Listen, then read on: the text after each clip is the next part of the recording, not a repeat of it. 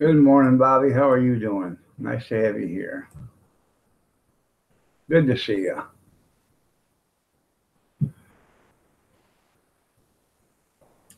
Having a little trouble with the internet this morning, trying to get it started. I saw how complex our first setup was, and I was like, this can't be that crazy. He's like, dude, this is the most It amazing is. thing you've ever. It is that crazy.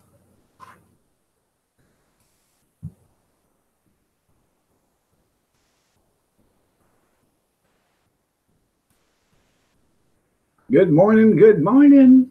Good morning to you. Happy birthday, everybody.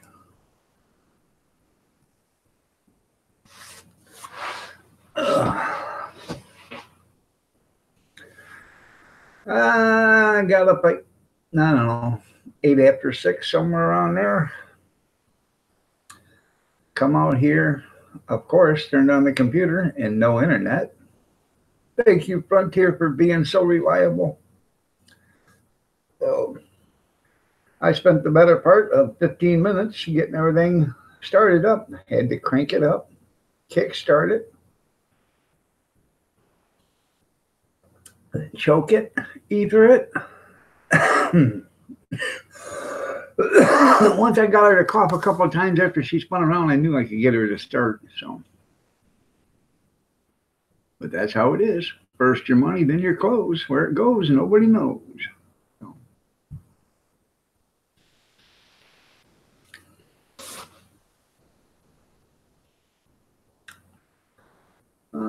let's see.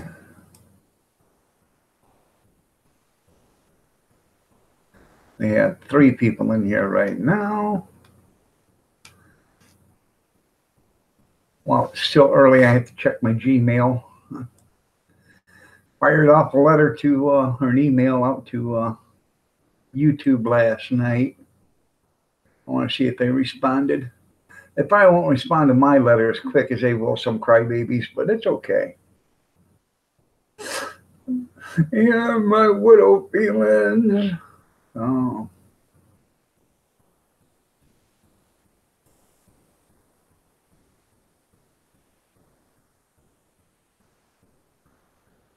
Oh.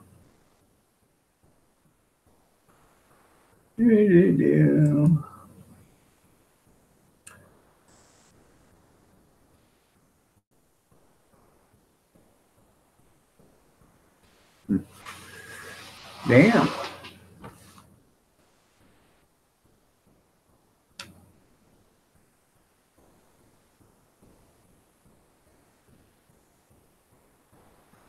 That's awful funny. You know, they contacted me 6 hours ago, and or no, 16 hours ago. I wrote them a letter, and I responded to them within 8 hours. It's been 8 hours, and they haven't responded back to me. Damn. I don't know.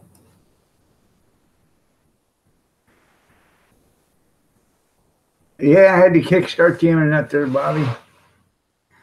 Had to ether it. So.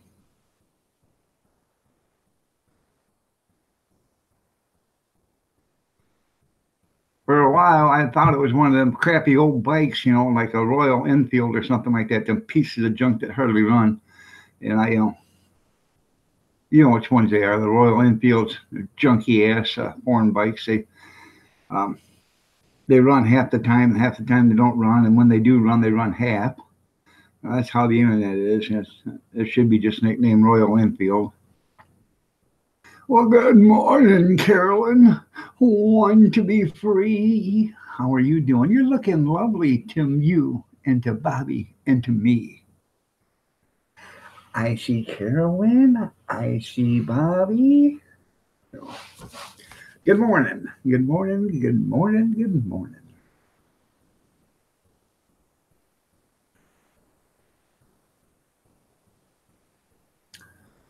So, hmm. It's been a sleepless night again. You know, a lot of things on my mind, like idiots. You know, like idiots. Like idiots. And pain. So, Got to deal with idiots, and you got to deal with pain. So, good morning, Miss Molly. Good morning to you. You're looking lovely as ever. Molly, can I say something, dear? Molly, can you hear me, Molly? Molly Gordon. You tossed and turned all night. You got any video of that? Tossing and turning. Put your hand on the screen, Molly. Tell me when you have your hand on the screen and put it right where mine is.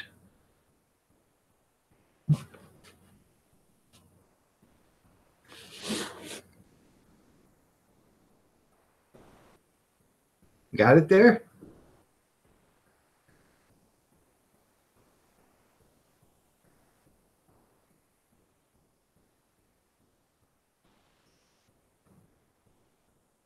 You're having a girl.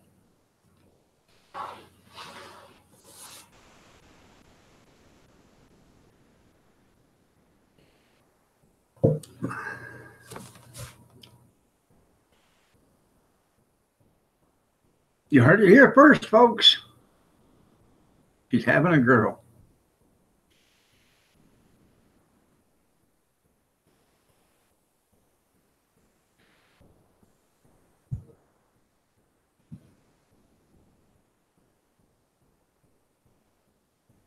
You're welcome.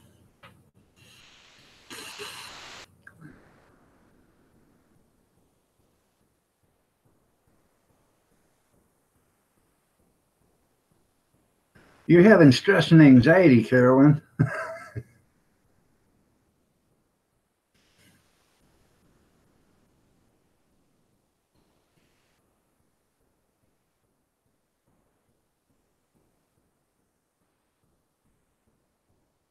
Molly's pregnant, Carolyn. Her and Charlie both are pregnant. Imagine that. You know what that tells me, don't you? You're welcome. They were doing something naughty. They were doing a no-no.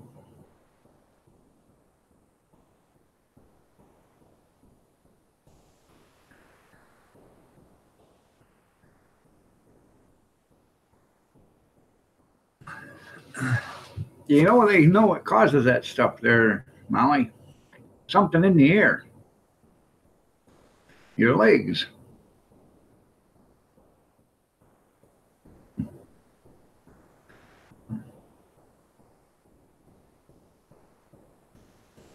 Yeah, something more nice. It could be naughty, it could be nice. Depends on who you're doing it in front of. If you're doing it in front of your mirror, that's okay. That's nice. If you're doing it in front of an audience, that's naughty.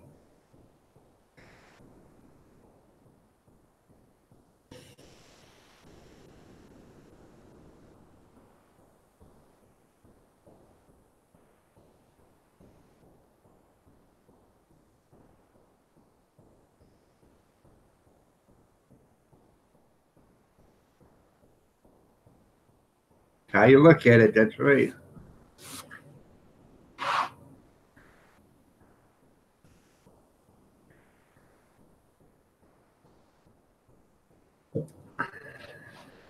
Well, congratulations to you and Charlie.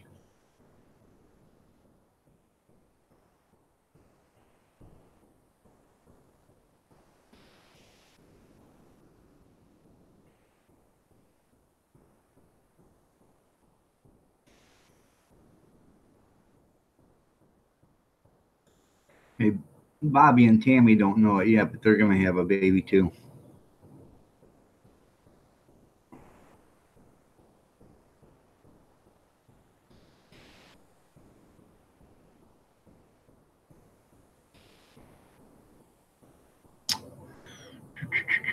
Now, let's see. Um,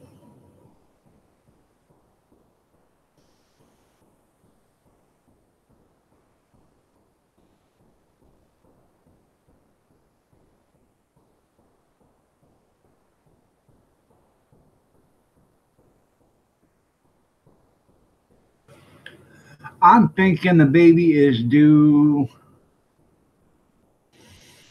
September.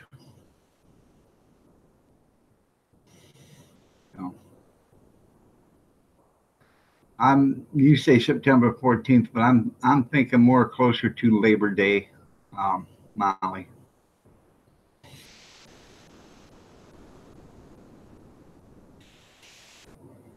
Good morning, Big Steven. How are you doing today? Nice to have you here. Oh.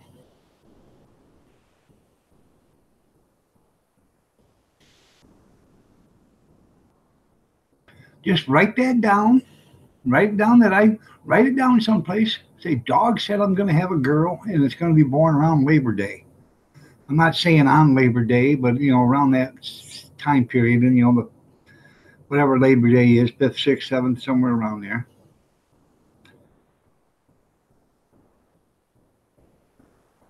I didn't say you and Tammy were going to have a baby together, Bobby. I said you and Tammy were going to have a baby.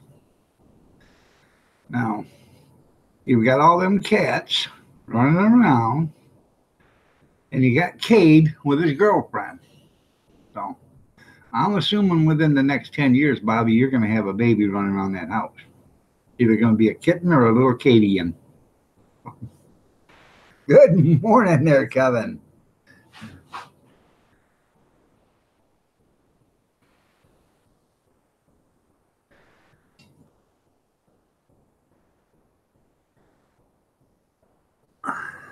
Oh.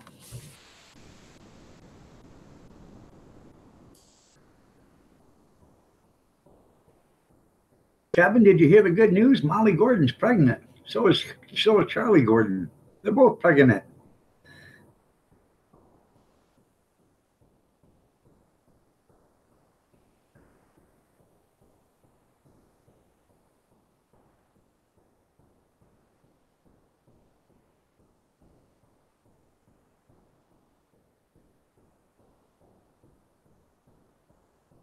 There she is, Miss America.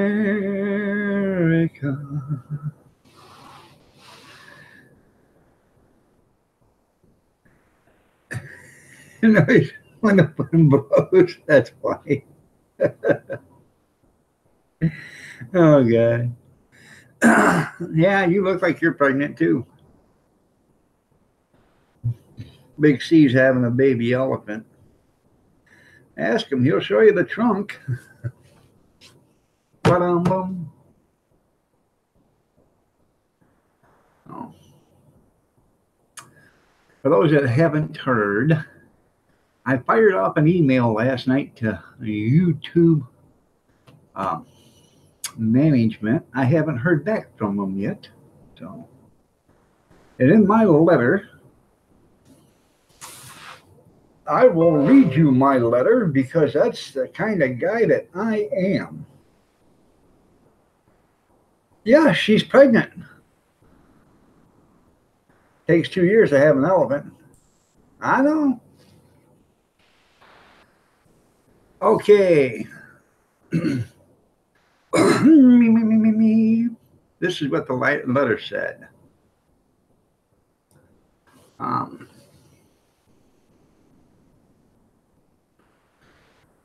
Dear Iron Dog, this is to notify you that we have received a privacy complaint from an individual regarding your content. The information reported as violating privacy is at 4-080-19. Okay? I ran that up there and he's not saying a single word. Okay? Other than it's got that stupid looking dog as an avatar. But other than that, there is no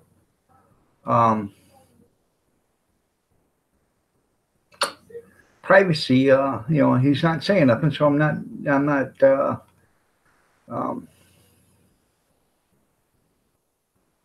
hindering his privacy or whatever you want to call it. But this is what I wrote, and I wrote this letter back to him March 7th, 2019 at 10:19 p.m. Eastern Standard Time. Why is he saying about privacy? He is on a live stream panel. I didn't force him to be on it, nor did I threaten him to be on it. He was on it of his own free will, just like everyone that has been on it. He has caught, or he wasn't caught on video saying something random. He was invited and he came up. Now he doesn't talk to me because I will not let him swear and use vulgarity in the chat room, per YouTube guidelines. So I don't think I violated his privacy. To violate it would be to tape him without his knowledge, correct? He knew what was going on. Please respond as soon as possible to this letter. Thanks, Iron Dog 63. So that's what I wrote to him.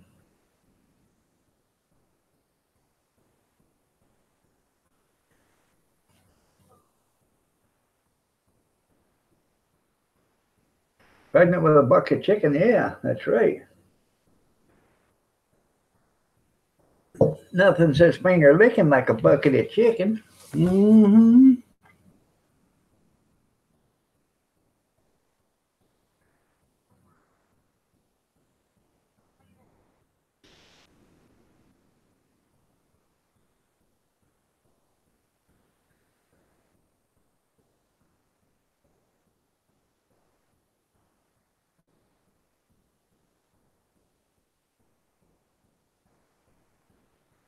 So, anything exciting happening to anybody today? I have to go. I got to do a lot of stuff today. I've been dreading it, but I got to do a lot of stuff today. I got to get my car out, get it cleaned, wipe it down. Hopefully, it ain't supposed to snow or rain or anything tomorrow. Take it over there, wipe it down again once before I put it in the building. Then, but I gotta go and get hot dogs and buns. I run down Toledo and get that stuff. Run and go get pop. Pop and water. So, and some ice. I have to do that and get the ice tomorrow morning. What else? I don't know. Pretty busy day. Got to get a hold of them, see where I can bring this cart at inside the building today. So, or tomorrow. So, and I'll find out how many kids she thinks going to be there because I need to get an estimate. I usually they're not paying for them, so I got to pay for the hot dog. The customer pays for the hot dogs, but usually if there's 200 people, you plan on feeding 120. So like 60%, somewhere around there. So if they think they're going to have 500 kids, I'll probably end up getting 250 hot dogs. So I don't know.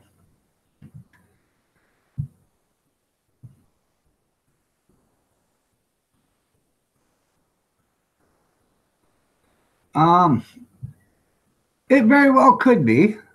It very well could be there, Kevin. Very well could be.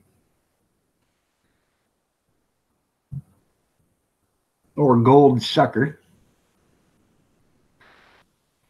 So, like they do at Gold Rush, they use them, up there in the river, they use those gold suckers.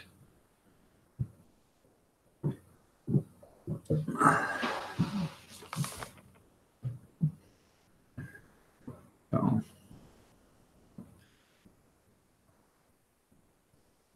I'm not doing like the song, say my name, say my name. Say my name, say my name. No, I won't. See you later. Arrivederci.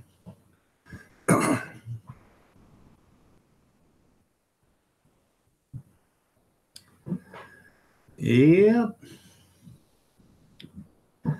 Now, 2 of the grandkids go to school right now. One goes in an hour, and the other 2 are We're blessed to have them all day. Mm, mm-hmm.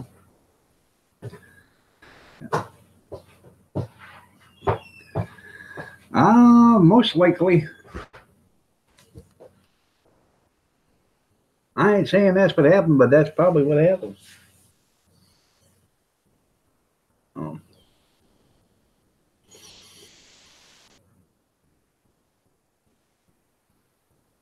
I think they do there, Kevin. I think they do. Yeah, well, um, you know, might have to, if you had 500, you might have to get 1,500 wieners. You know what I'm saying?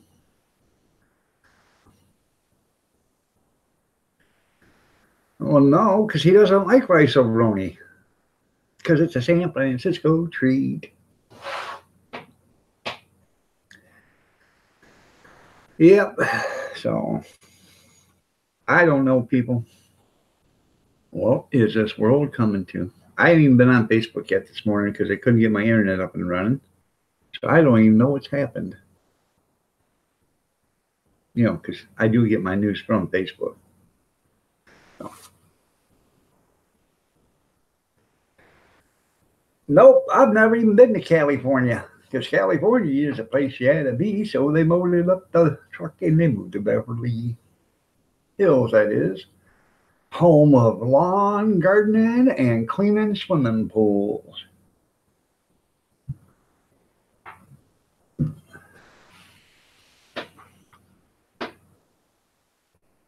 Nope.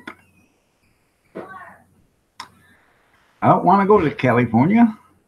I mean, it'd probably be nice to go there, but I'm afraid if I went to California, there'd be an earthquake. California would slide off the continent, slip away about 2,000 miles, and have no way of getting back home to where I belong. So I wouldn't last 5 minutes.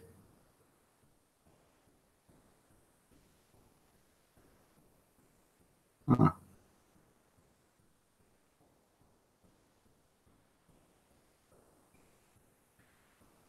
Huh.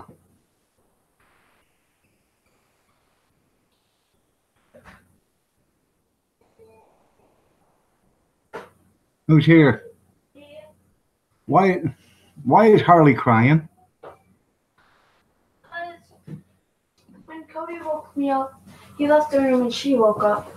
So we told her to go back to bed, and she doesn't want to be upstairs by herself. Tell her to get down here and sleep on the couch.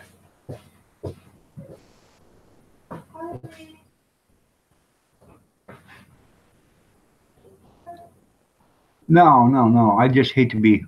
Don't, Steve, look at it this way. It's not that I'll be trapped with you. You'll be trapped with me. Think of it that way. Been there, done that. Got a T-shirt from California. Yeah. Good morning, RV.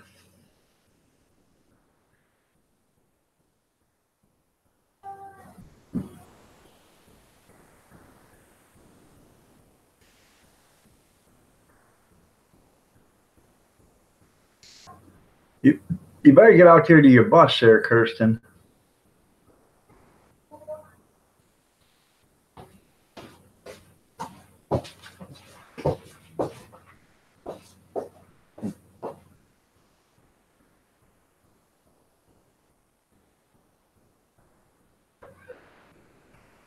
Take up half the tent. Yeah. Yeah. Yeah, we could go visit the tent cities and see how the rich folk live. I'll be right back. Gotta beat a child.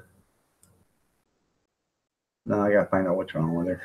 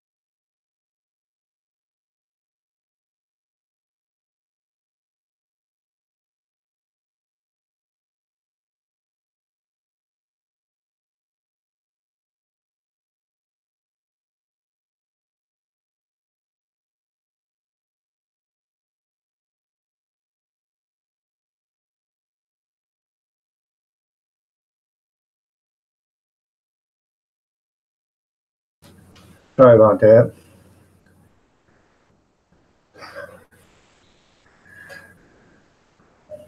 Good morning, Brenda. Looking lovely as ever.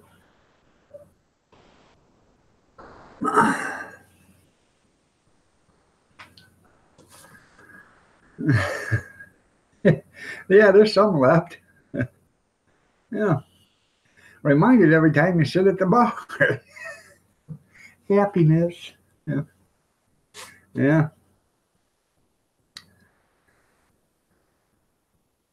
Mean game of Monopoly. Huh.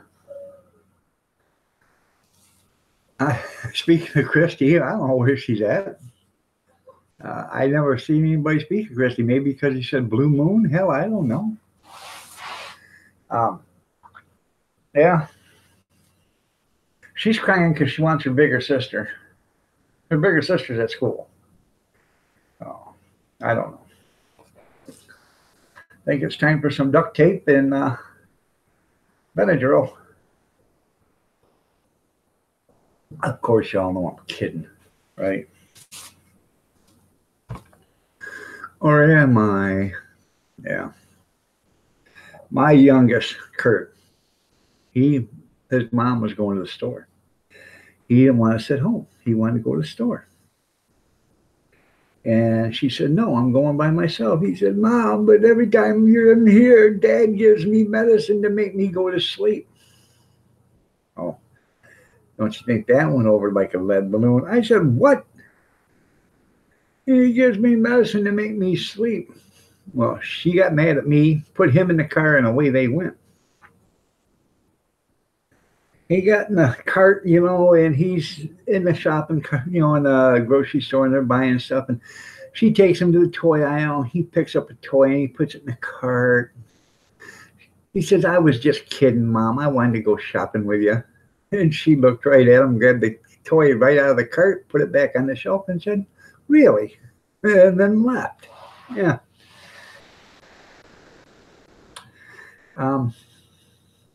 I got my ass reamed for no reason. That's right. You feel so much better? Did you tell him that, you just couldn't do it with the khakis? No. So what did your boss say?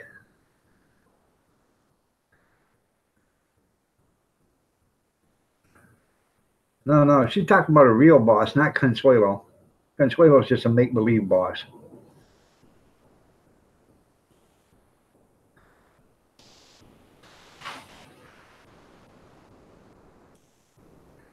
Forget about it. That's right. I don't believe anybody's my boss if they can't speak English in an English-speaking country. I don't care what their resume says. So.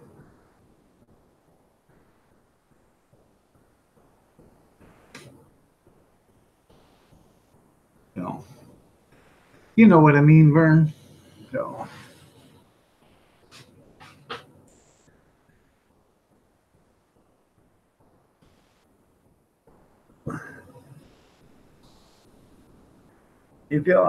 Well, tell Tom to quit standing on your shoulders.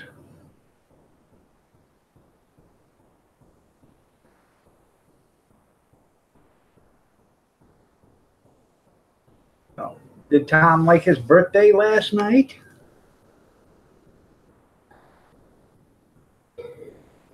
Brenda is so awesome. You're just saying that because she's here, Big Steve. That ain't what you said the other day in a private message. And I told you that'd be enough of that talk. Dork. I'm waiting for her to call me a dork. So.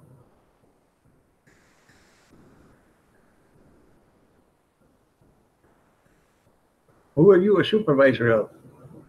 Me, myself, and I. That'd be like you being your own grandpa. So.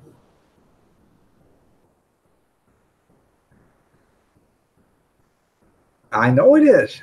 I asked you how his birthday was yesterday. You dork. I didn't say the party. You can't say the party because he might hear us. Tell him about the party.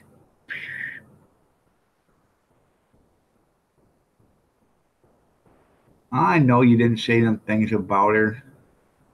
You wrote them. Oh,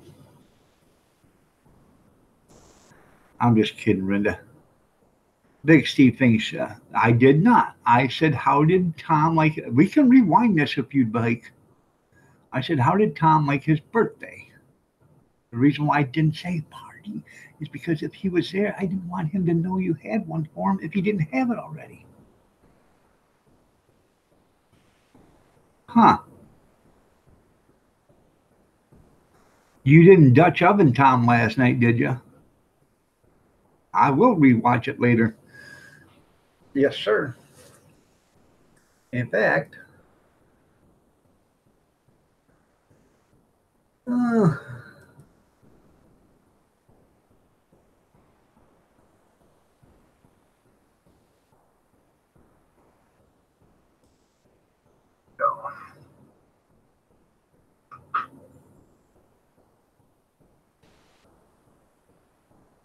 I'll rewatch it now. If you well, tell Tom to quit standing on your shoulders.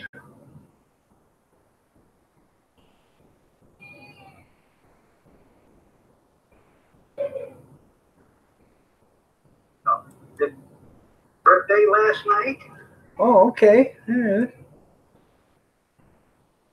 There we go. Did Tom like his birthday last night? Huh. Did Tom like his birthday last night? Huh.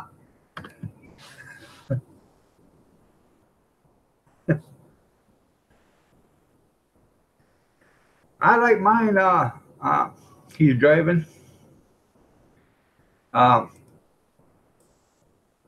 Anyways, there you go. See, I am right. I am right. Steve. Good. I'm glad that your sugar was great there, RV. Glad to hear it. Oh my God. Rinda said at 7:06 a.m. she was sorry. We're gonna have to have that photoshopped and printed and everything else. So, Steve, Kathy likes her eggs. You put some oil in a pan. Get the oil screaming hot. Screaming hot. Drop a couple of eggs in there. Let them fry until the bottom gets crispy. And then you take your spatula and splash the oil over the top of the egg to cook the top of the egg. And then you drain them. You pull them out of the frying pan and let them sit there on the spatula for a second and let the oil drain. You can salt and pepper them then if you want, or salt and pepper them while they're still in the frying pan. But she likes her bottoms crispy. Her bottoms of her eggs crispy and her eggs medium. So once you learn how to cook those like that, you'll be a cook. So.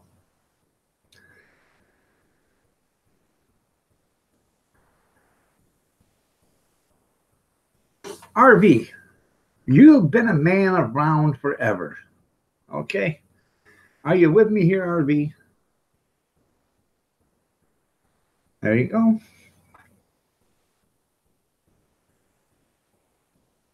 Yeah, I hope so. Give him a couple of Luden's cough drops. Reggae cola. I want to talk to you specifically, RV, because you've been a man around YouTube forever, and you know a lot. I want to make sure you can hear me. So. That's right. It does. It does make a good breakfast. I got a letter, email from a fellow YouTuber telling me to take his edit my videos and take him out of my live streams and videos that he's in, that he was involuntarily. And I said, no, I will not do that. Because it's going against his, it's going privacy. Okay. So YouTube, I told him to have YouTube contact me, and YouTube contacted me, and I deleted his comments on the one that they told me to, but then I wrote them a letter stating, how is it violating his privacy? Basically, is if he was on there voluntarily, nobody made him, nobody forced him, and it wasn't just one time; he'd been on them several times. So, um, I've yet to hear back from YouTube, but I'm not going to go through 750 videos because of some crybaby. So, Brian G. Johnson TV, grow you on YouTube. Sure. Yeah, he came to my live stream, but that's what I'm trying to tell them. He came to my live stream, got on my live stream with his voluntarily. So how am I violating his privacy? No.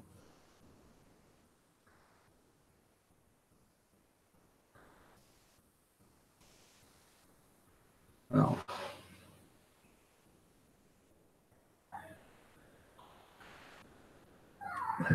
And if I win this, I'm going to do a video on it. Violating my privacy. Hello, ASAP Fishing. How are you doing? Nice to have you here.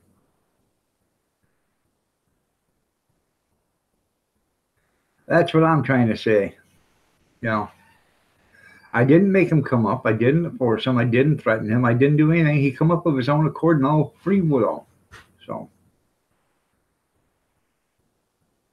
maybe they should visit him. Yeah.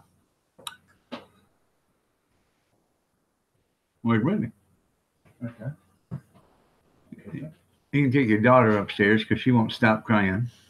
She's down here. So she'll end up waking up everybody else.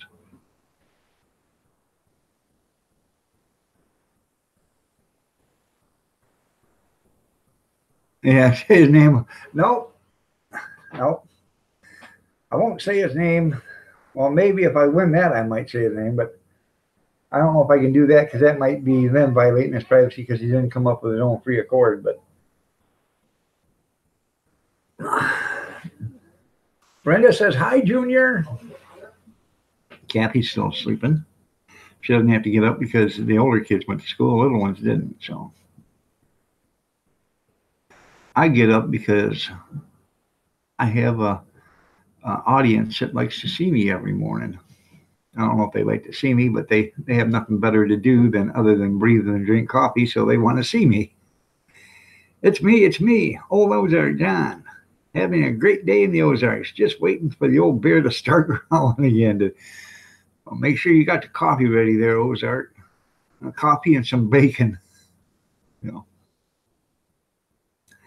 No, actually you can't because as long as they're not there, you can't talk crap about people because then you're violating their privacy acts.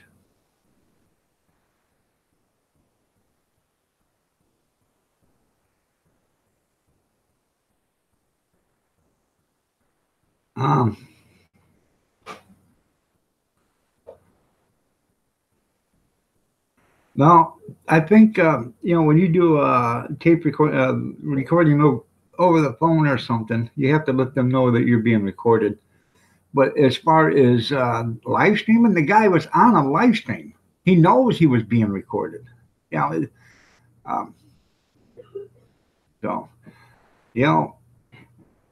I don't know.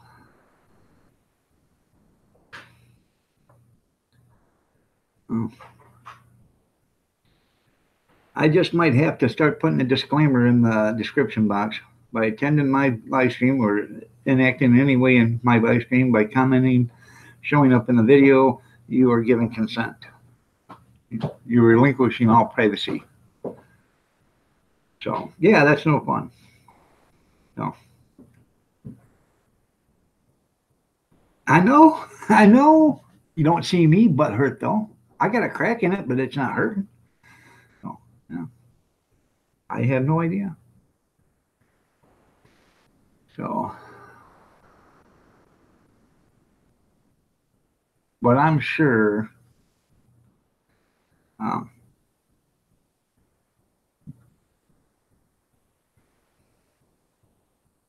Okay.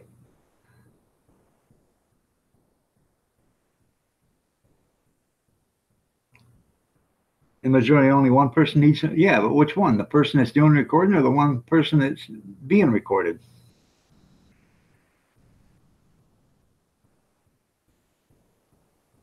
That's right. You're absolutely right, Kevin. So,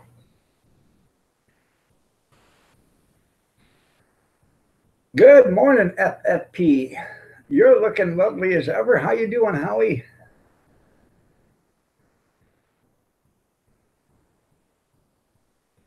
Okay. So, I don't see how that works. I don't see how that works, though, because if you're recording somebody that don't know they're being recorded, no, I don't know. I'm not a lawyer. I didn't make the laws. But then again, those laws were made by corrupt politicians, so you know how it is. Oh, I'm glad you're doing good, Howie. So, there's going to be a video coming out either today or tomorrow or Sunday, as soon as I get me a judgment on this answer. So,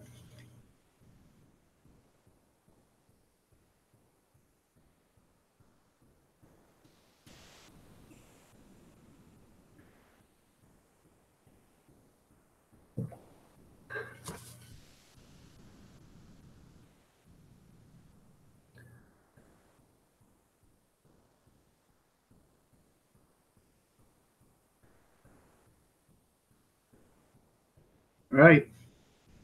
Cammy Sprinkle, good morning. How are you doing? You're looking lovely as ever. Nice to have you here.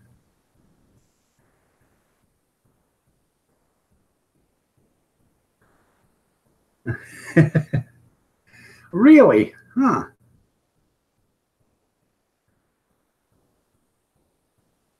No, I didn't say cancer. Nice to have you here. Oh.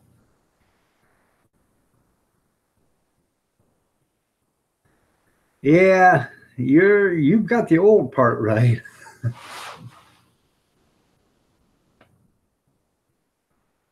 Oh. I've never heard that song, Renda.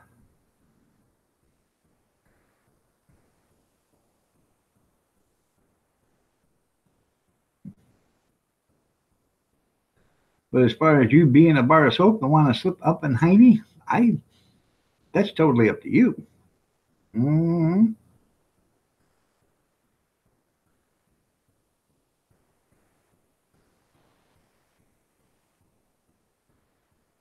Chainsaw damage. No.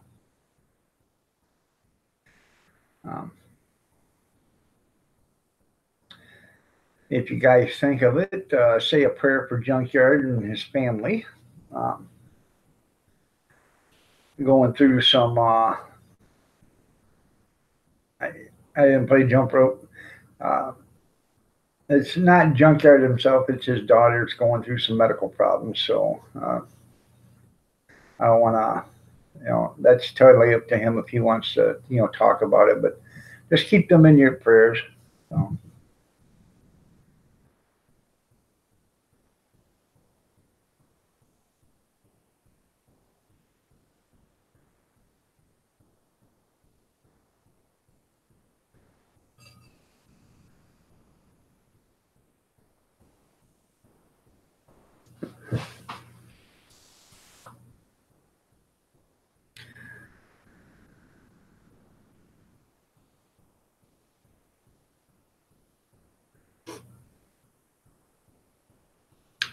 So, anybody got anything else they'd like to talk about?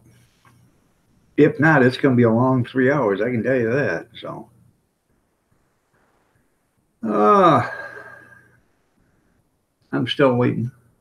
Hopefully, I get a letter back from him. You know.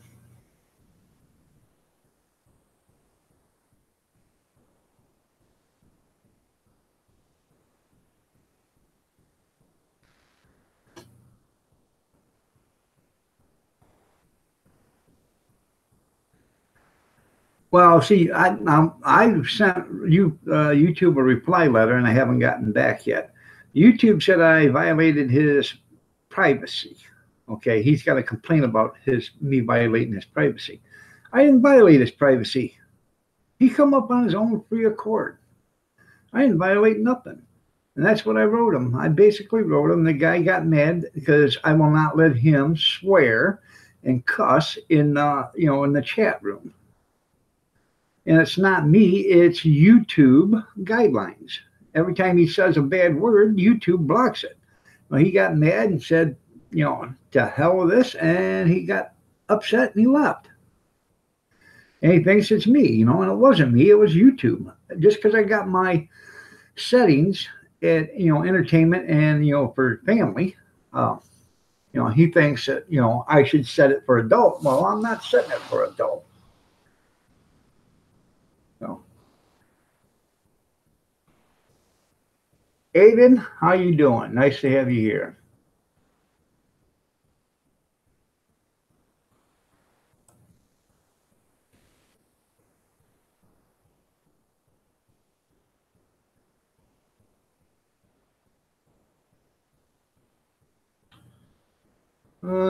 It's just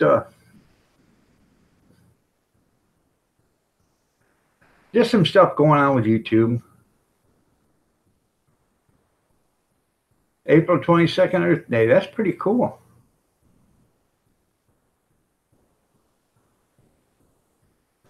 Well, he hasn't been in since, and this has been months. And I just got a letter from him yesterday, an email from him yesterday.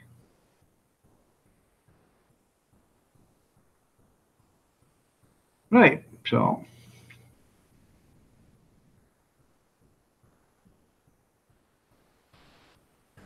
I don't know. It ain't one thing, it's another, I guess. So too many people getting butt hurt over nothing.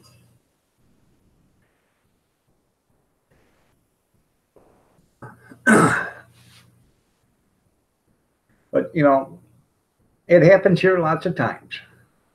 A lot of people will say something here on the chat and won't let them show it. So I've had a lot of my live streams demonetized because I believe that's what's going on. So I can believe that. I can believe that. Anyways, I can't remember where I was going now. It's not me doing it. It's YouTube guidelines. If you type in something that's inappropriate, YouTube will not show the message. It's up to me to show it or to hide it. If I don't hide it and I show it, I'm actually violating YouTube guidelines, and that's where they say, no, we just said no, no, no, and you said yeah, so we're not going to monetize you.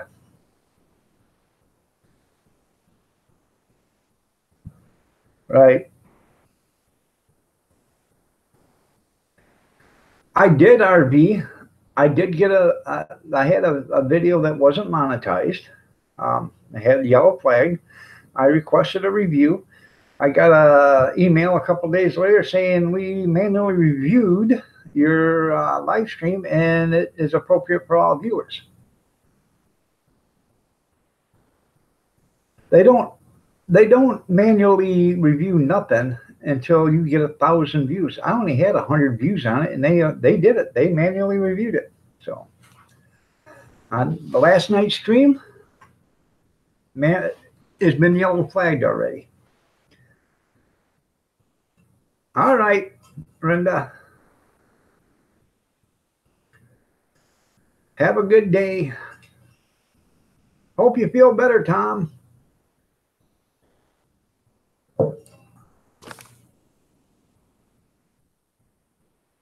No.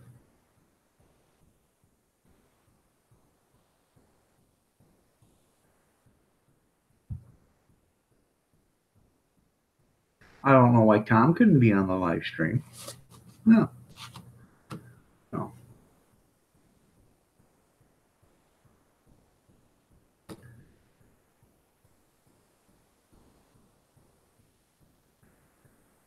It just boggles, it just boggles the mind. I'll be thinking about this until after I get a judgment on it. Because it'll just play on me and play on me and play on me until I do get a judgment on it. Because, I'm waiting for the next shoe to fall. Who else is going to want out? How many other videos am I going to have to do this to? So,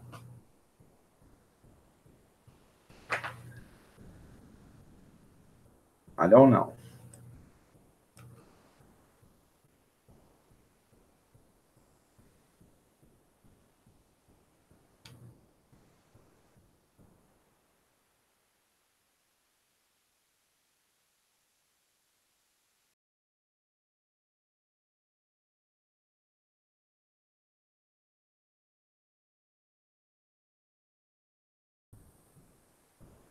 And uploading videos in the future. Please remember, personal information without their consent without their consent. For more information, please review our policy guidelines. I never, it was none of his personal information, nothing. So, and right there is where it says, I hope you understand the importance of respecting others' privacy. Well, you don't have privacy when you come in and you're there in public. So, just another thing to upset the dog.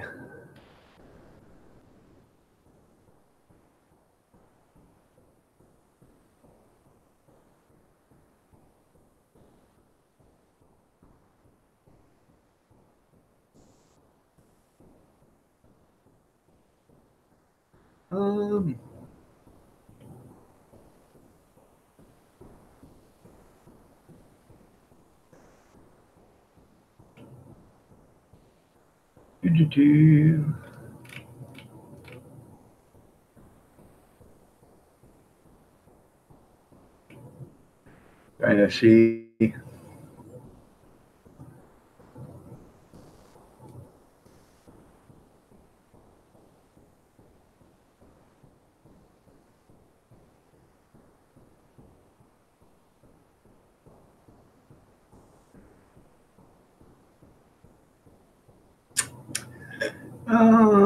Let's see. I haven't gotten too much. I'm just checking something real quick. Sorry about that.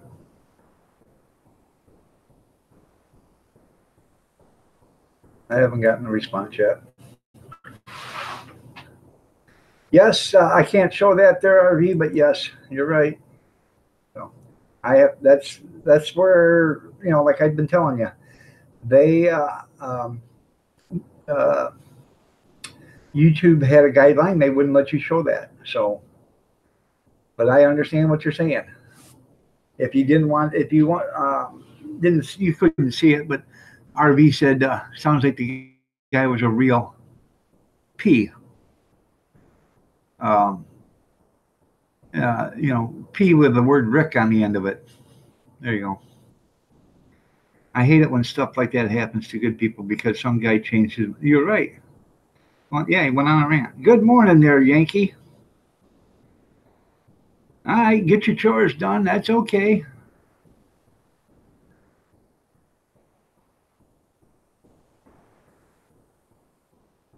You'll be having a great day. That's pretty cool there, RV. Yeah.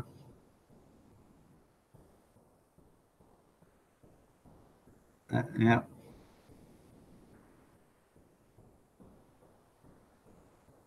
Oh. Yeah. Well, you all go ahead and feel free to talk about me, behind my back. I have to go to the little boy's room. Coffee's working. I made a pot already, so I don't have to make a pot, but I do have to go to the little boy's room. I'll be right back.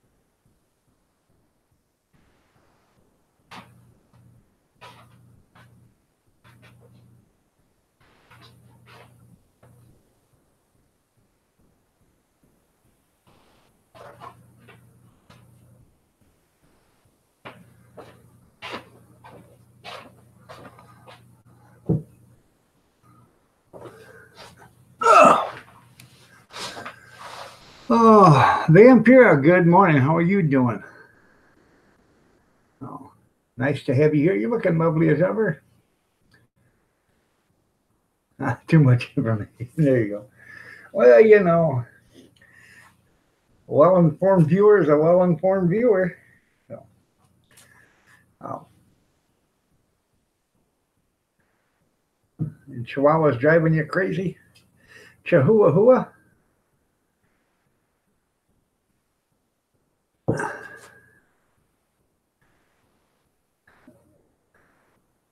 Yep.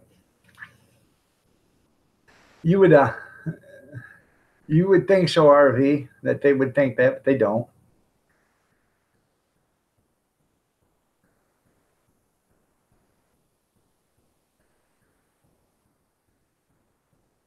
Kicking it with Karen. How are you doing? Nice to have you here. Good morning. You're looking lovely as ever.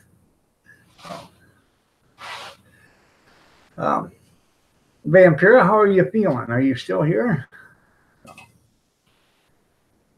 Nice to have you.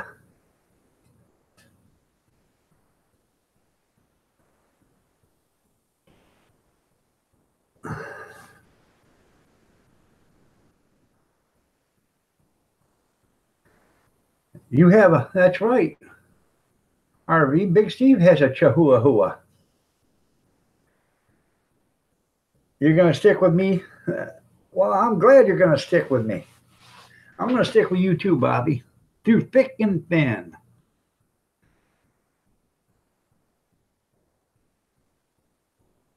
I just don't remember. Yeah, in 87, who cares? You're right. What are they going to do? Take away your birthday? Yeah.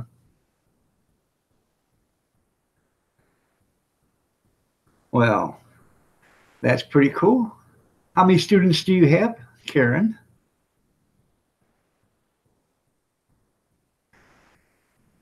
We try to keep it family friendly. We can do the live stream while your students are there, and we can talk to them.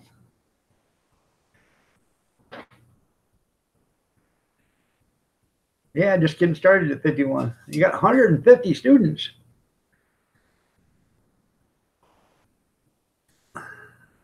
In one class?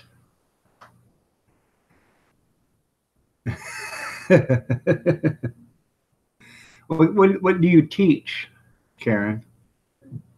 High school. Can you tell us what high school you're at? Poodles are barking at the door. Oh, Puddles is barking at the door. Oh, that's 5 classes. Okay. Dance in the morning. Okay. Dancing in the evening, in the summertime. English in the afternoon. Okay.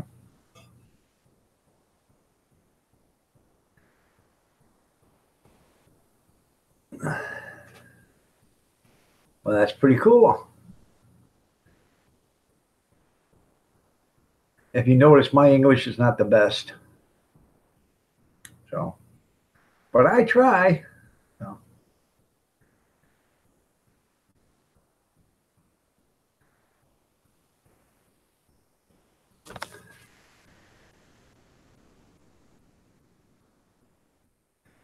I told you how to fix puddles there, Carolyn.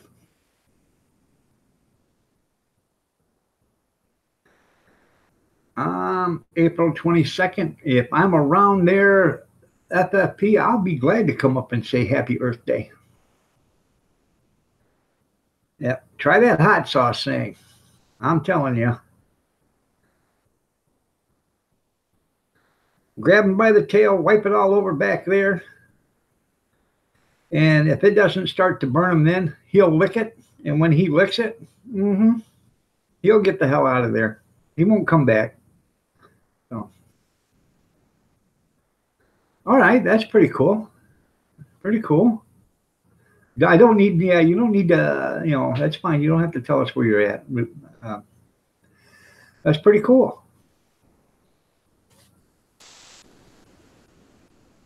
Now, the high school I graduated from, okay, there was only 65 seniors. Yeah. And out of them 65 seniors, there was 3 sets of twins and a set of triplets. Figure that one out. So,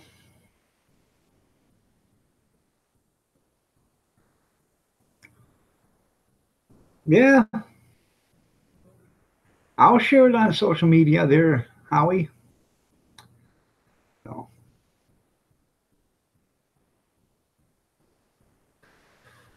but out of 65 students, you had 9 of them that were, twins and triplets. That's pretty good. The odds, like 1 out of every 6.25 or something like that was a twin or a triplet.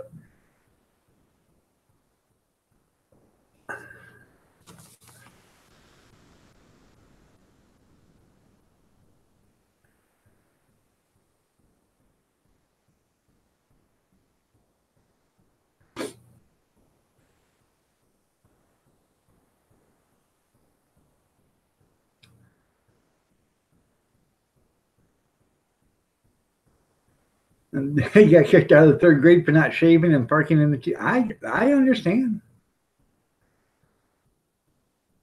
You're right. Mother Earth does need our help.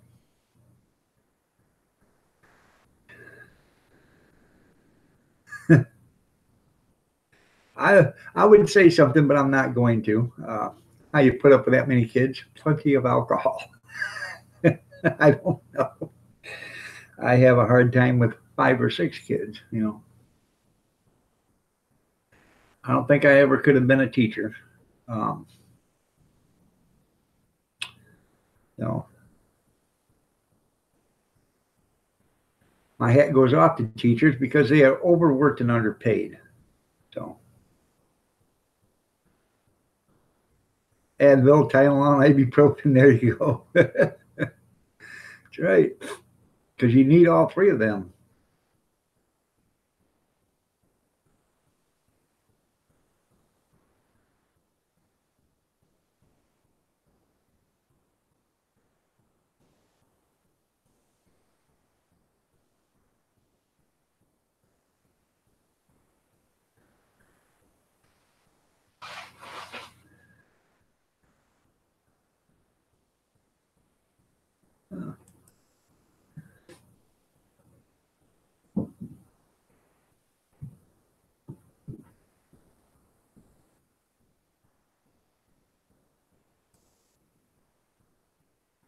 If you guys don't know who Kicking It with Karen is, Beyond Sauerkraut, go ahead and check out her channel.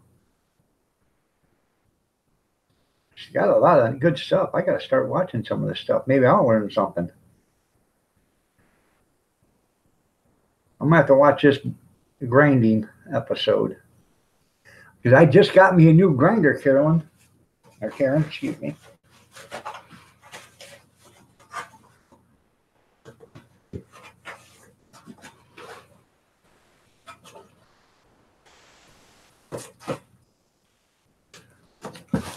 Hey, I just got me a new grinder the other day, well, about a week and a half ago, 2 weeks ago. I got this brand new in the box still. I got it at the thrift store for $4. It actually came from Target. And it was $4. So everything's in it. Food preservation. I got to start watching some more of your channel. So I love it too. I've got to use it. I've got jerky making kits and stuff like that. I want to start making sausage, some other stuff. I want to get all that stuff done. So because I like to prepare food. I like to store it and have it for a rainy day.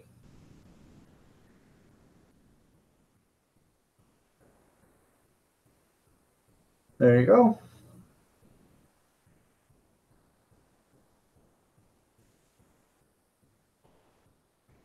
I am working on a juicer right now. 125 want to learn. You're right. I believe there's a lot of kids that want to learn if they get the opportunity. Once they start to learn, they like it. Yeah, 5 in every class I have issues. Oh, I wouldn't doubt it.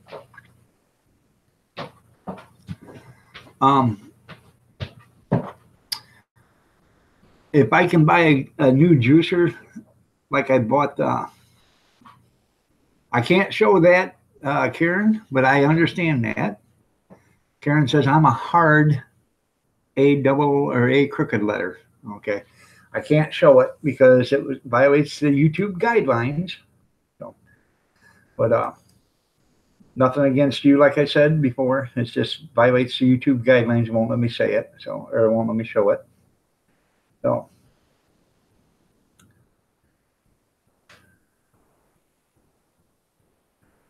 that's why they're all much. That's funny there. Yeah, that's funny there, Ozark. So, but anyways, if I can find a juicer, no, you're fine. You're fine. It's YouTube guidelines because I got it set at family friendly. Okay, um, so um, or we got it set for family. I don't have an age restriction on it, so things like that cannot be showed. Even though I say some swear words once in a while, unintentional or inadvertently, that's nothing. They don't frown on that too much. But when it starts to be typed out, and then that's when YouTube says something about it. So you know, I to me it doesn't matter to me. If I could set my guidelines to like 17 or something like that, is the only thing it shows is age appropriate or adult. So you're fine. I already deleted it, Karen. I already deleted it. So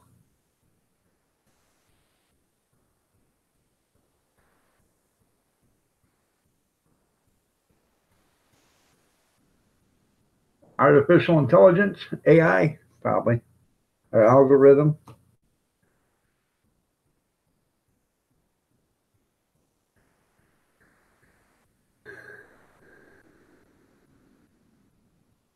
All right, there, Food Forest. You have yourself a great day, man. Take care. Thanks a lot, Hawaii, for being here. And remember, everybody, April 22nd, he's going to have Earth Day 24-hour live stream.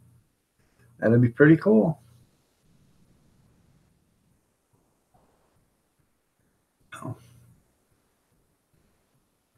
But it is, um, I want to get a juicer because I want to preserve juice.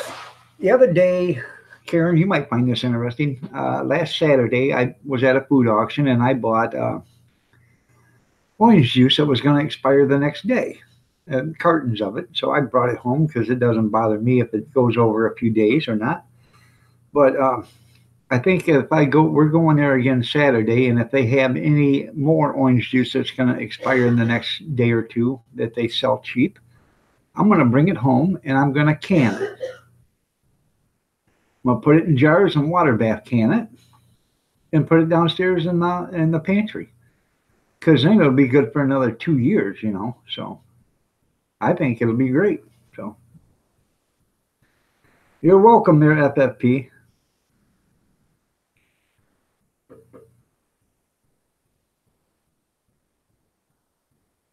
So I think that'll be a pretty neat video. So,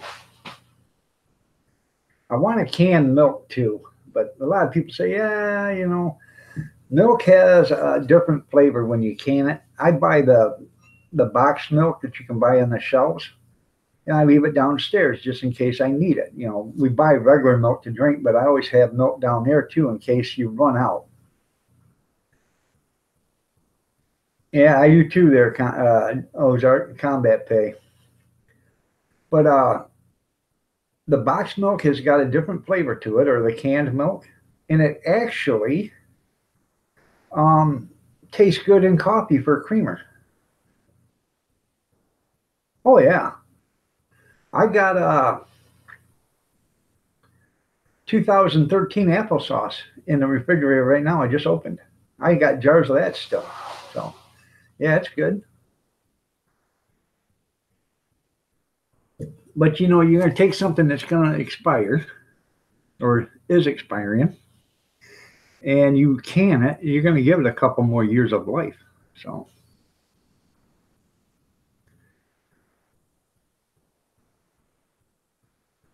And I wish I'd have thought about that before I started drinking. Because I bought 3 of them, and they were almost half-gallon containers. I wish I'd have thought about that before when I bought it. I should have bought 6 and shouldn't have touched it. And then I could have done, had 2 to drink and did 4. Because 4 would have given me about 7 quarts because there's 59 ounces in a container. So that would have given me just a little bit over 7 quarts. And I could have done, a canner full of orange juice.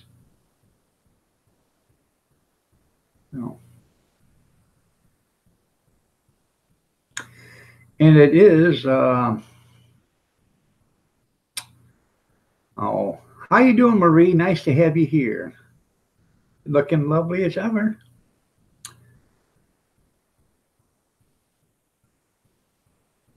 No, it won't. Yeah, it won't ferment. Yeah.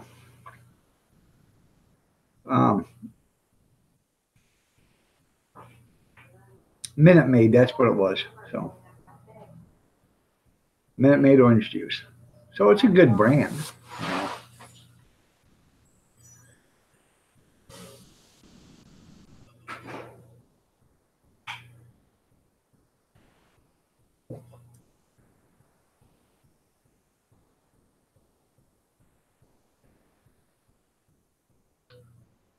Oh, I think Howie left already there, Marie.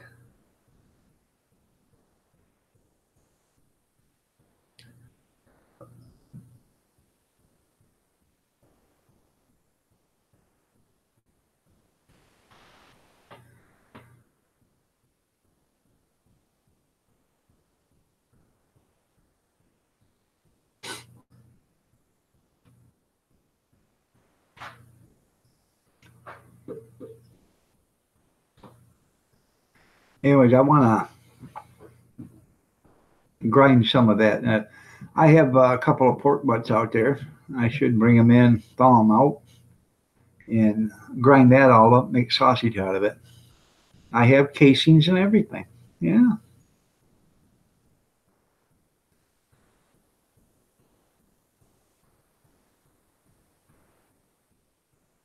You don't pressure cook anymore? Yeah, I've never dry canned anything yet, but only because if you're going to dry can beans or something, it isn't worth it to do it in a 1 quart jars. You want to do them in half-gallon jars. So that way, because it takes up a lot of space. So, and with 1 quart jars, you can't get a full bag of beans in there. So right now I got a shopping bag, and it probably weighs about 30 pounds, full of beans, lentils, and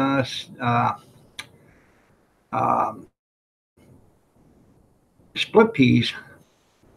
So I am going to make some split pea ham soup, some split pea soup. I've never had it, never seen it. I've never even seen it done. But I'm going to check some videos and see how to make it. And I'm going to make me some split pea soup. So,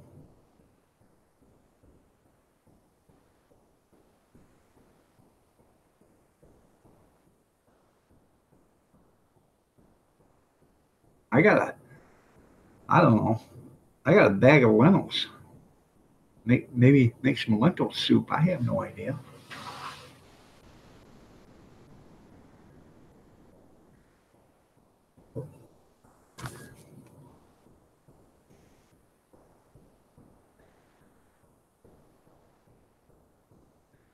I have plenty of ham in the freezer. I got ham sliced, and I got ham that was cooked at I don't know, for Christmas or Easter or Thanksgiving. It's in the freezer that we didn't eat. I got a couple of ham bones in the freezer, that we didn't. I haven't made soup or nothing with, so I can bring out a ham bone, put it in a split pea soup along with some other ham, cook it up real good.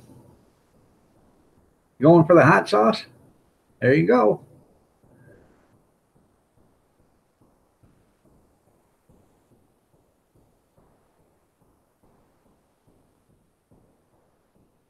Just be careful there, Carolyn, so he might try to bite you. So, just be careful.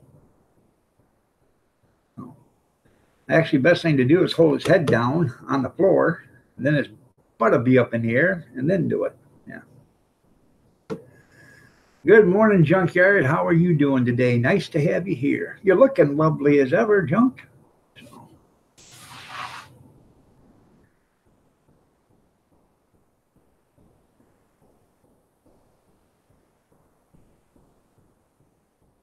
You're waiting for the big one. There you go. Yeah.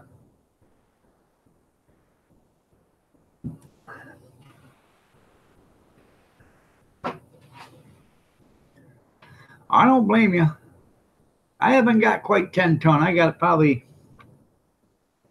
I don't know, down there. I got enough to last, 10 people about 6 months. And that doesn't include what I got up here that I can take down there still. So I've never had it, but I've got enough split pea soup. I probably got 10 pounds of split peas. So got a good deal on them. Why? I said, why are you picking them up? Well, when you can pick them up for 50 cents, why not pick them up? Every once in a while, I'll go down through the grocery store and I'll see, they have carts of the stuff just sitting there and I say, clearance, clearance, clearance, Hey, it's a dry good. It's not going to go bad. It can be there for 10 years. As long as it's not in the open, collecting air and moisture, it's going to be fine. So, I do need to go to, there's a website that I can go to get vacuum seal bags. I have 4 vacuum sealers. Why would you need 4 vacuum sealers, dog? Well, because every time I see them at the yard sale or at a garage sale or at a, we're froze up now. Anyways, when I see them at a thrift store or something like that, and they're only $2.50 or $3 or $2.99 or $1.99, I open them up and look at them.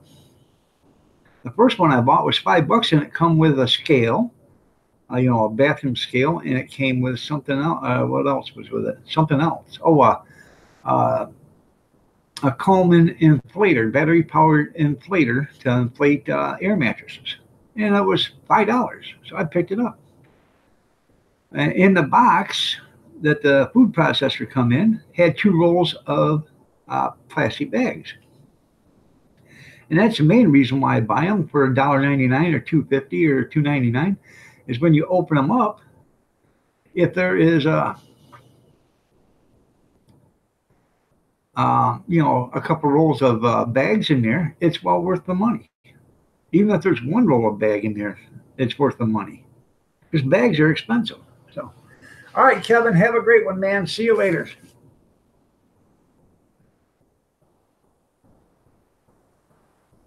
Well, that's pretty cool.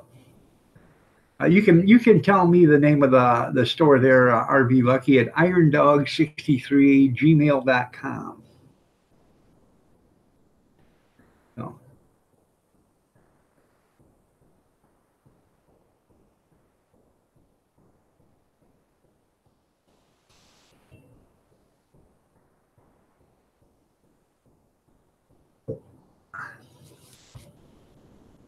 That's right. He's legal to drive again. So that's irondog63@gmail.com. Hey, I'd love to buy food by the pallet. So I got a friend that works at Campbell's Soup. There's sometimes I can get cases of Campbell's Soup for $5 or $1, depends on what it is. So, whenever I get a chance, I buy Campbell's Soup. So.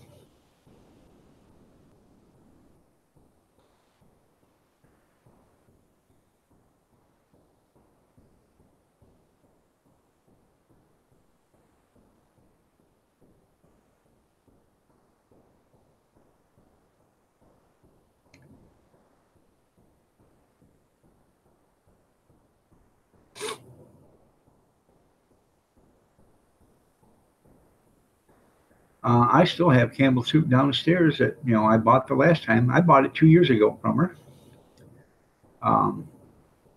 But I can buy, if I wanted to, I could buy 10 cases a day from her. because she works at the Campbell Soup Factory, and there's a store there. You can go right into the store and get it. Now the employees can. Um, and then they have a customer appreciation day where customers can go in there one time a year or whatever, and they're allowed to buy up to 100 cases or something like that. But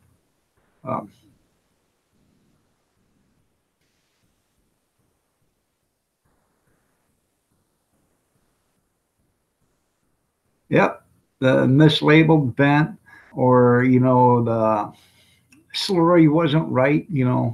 There's nothing wrong with it. It just wasn't thick enough, or it was too thick, or something like that. And it didn't meet their qualifications or their quality. So they, after, even though they canned it, that's why they can it, because they can it so they can just sell it as a discount and not lose money on it, not pour it out. So, and I kind of agree with that. Why pour out food? Why waste food and get rid of it? Might as well see if you can sell it for little or no money. Even if they sold it just for what they got into it for the cans. And I think that's what a lot of it is what it costs to have the cans. The cans are expensive. I have a canner downstairs to make, for regular soup cans and stuff, to put it in. It's an Ives canner. But the cans are so much, buying soup cans or fruit cans or whatever is so expensive. So, and it's not really the cans itself, it's the shipping. And then they want you to buy 10,000 cans at a time.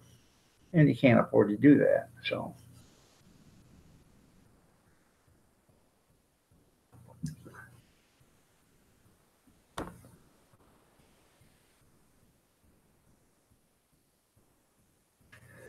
now you might be able to, I don't know, I might be able to go to a canner, places that do the canning, and buy cans from them, because I've already, and then that way I save the freight and stuff on them.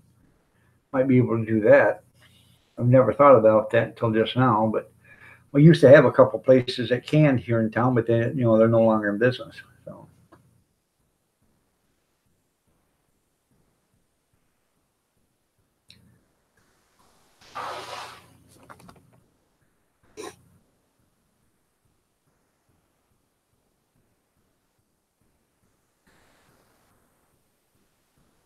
Tammy has a chauffeur now. You're right. He'll be driving Miss Tammy.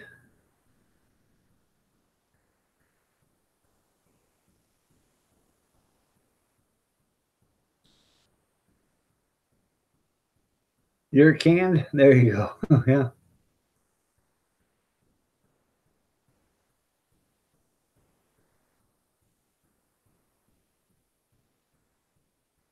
Oh, okay.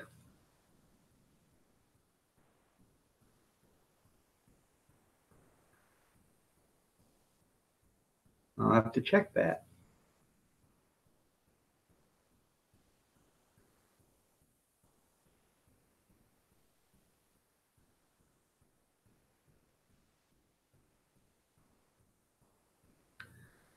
Good morning, Al. How are you doing? Did you get plenty of rest? Because you left early last night. You go nighty night, night, night, night, night. That's right. Spring ahead, Saturday night. So you're going to get to see Bobby Sprinkle an hour earlier. Because when you go to bed, it's going to be midnight. When you wake up, you're going to lose an hour's sleep. So.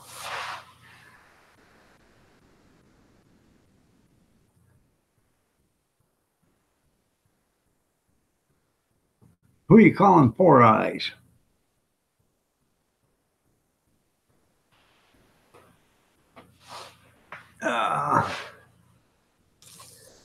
I actually got to put my glasses on. Words are starting to get blurry again. Oh. There you are. Man, I never knew how good looking I really was till I put my glasses on. So.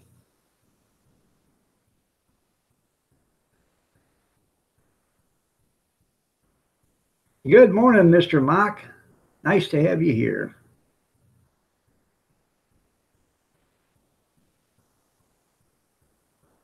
That's right.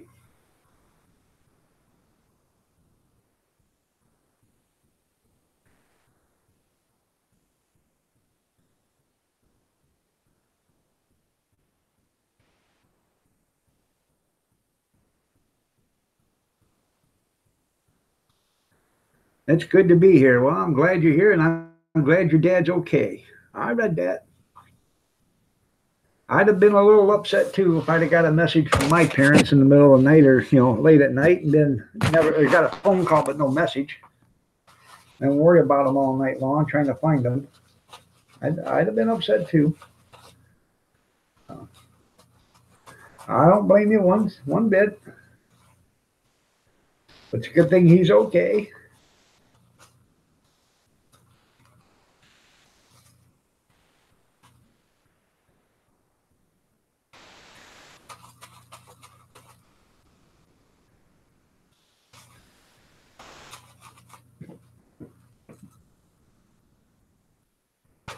There you are.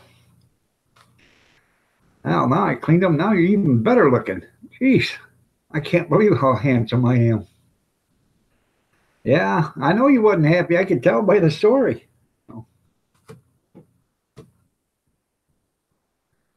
Oh. I bet he don't do that again without at least leaving a message. So. And how if he'd have never called you, you wouldn't even have known anything about it. You wouldn't have been worried about it, because he'd have just been gone and went home, or went to the casino, and you never would have known that. Good morning. Huh. Good morning. Good morning, Pumpkin.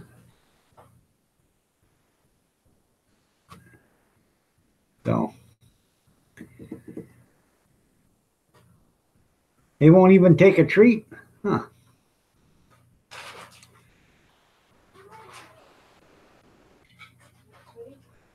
Yeah, put a diaper on the dog. There you go. Better give him another good cleaning. There you go. Good morning, Christy. Nice to have you here. You're looking lovely as ever.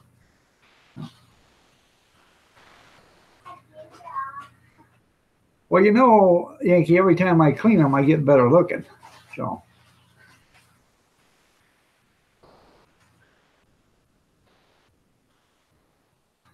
Well, these glasses were free too, and they're real. So, yeah.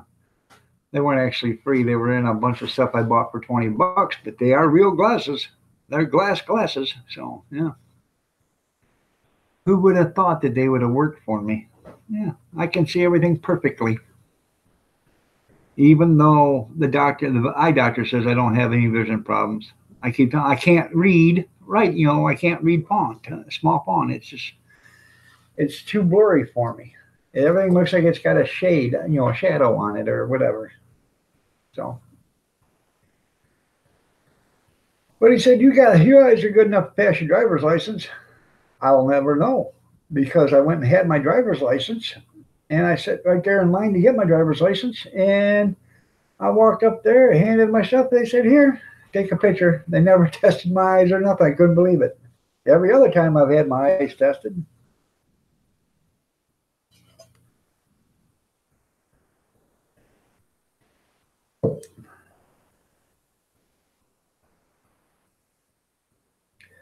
But tomorrow we have an event. Jenny, good morning. You're looking lovely as ever. Nice to have you here.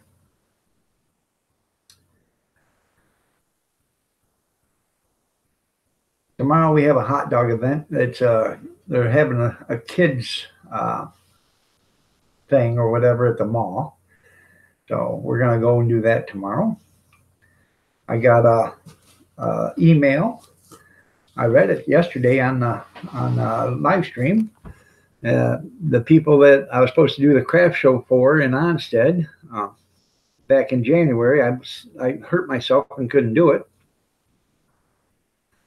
They're having another one April 6th, and they said, can you come do that one? I said, yep. And then they said, by the way, we're having one August 16th through the 17th and the 18th, Onstead Festival. Can you come do that? And I said, sure.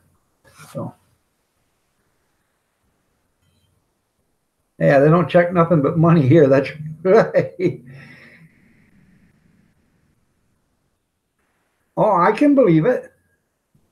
When you do a ride here in Michigan, they get out and they check the blinkers, they check the headlights, they check the washer fluid, they check everything. Then they check your insurance and your registration, and make sure your tags are legal.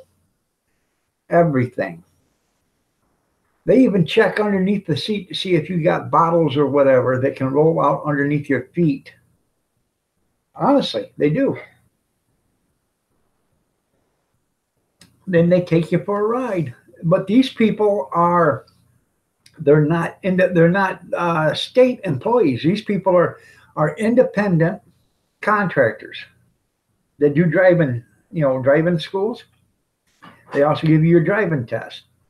Now, the reason why they do all this is because if you've got a light out, if you've got um, no insurance or no registration or no washer fluid, anything like that, you pay them for the inspection, okay? Then they tell you to come back after you get it fixed, and they charge you again. Isn't that fantastic? I know people that's paid 5 and 6 times to get their driver's license. And that's what it is. It's corruption. It is corruption at its fullest. I'm not full of it. We don't have, like I said, we don't have, or Mock, they don't have the Secretary of State don't do the testing no more. It is, independents. These driving schools. My daughter, when she went and got her license, had to do it twice. The only reason why is because I didn't have the registration in the car. Brand new car. Car had less than 9,000 miles on it. Brand new car. I got the registration in the mail and didn't put it in the glove box. It had the insurance, but didn't have the registration. So she had to go back. I had to pay for it a second time with a registration. And then the guy walked around, checked the car and everything else, kicked the tires, the whole 9 yards, wanted to make sure that everything was fine and safe before he hopped in the car. This is what the new ones are doing there, Mr. Mock. When I got my driver's license, the Secretary of State rode with you and did the driver's test. Well, when my kids started in school back in the 90s, I guess, they started going to middle 90s or late 90s. They started going to when they quit having driver's training in school. They started going to these independent driving courses, and then the Secretary of State quit doing your driving test, and they let it all up to the course instructor, because now it makes him liable, and that's why they were doing that way. No, they didn't check the air pressure; they just kicked the tires. So, but see, when I know you did too. You Secretary of State did your driving test, mine too. And then, but the kids, they all had to have an independent guy do it. And, those people aren't cheap. It's like $350 or $400 now for that course. And then they charge you for your final driving test. And if you don't pass it, they make you do it again. Yeah. No.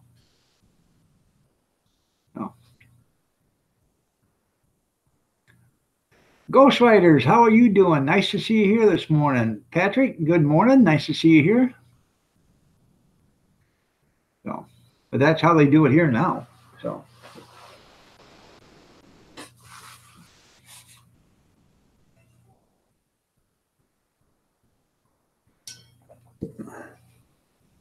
your kids never went through that? Well, down here in Anyway County, but my kids had to pay. I had to pay for driver's training for them because it's not school no more. I had to pay for all 3 of them for driver's training, and then I had to pay for their driving test. So that's pretty cool there, Junkyard. So.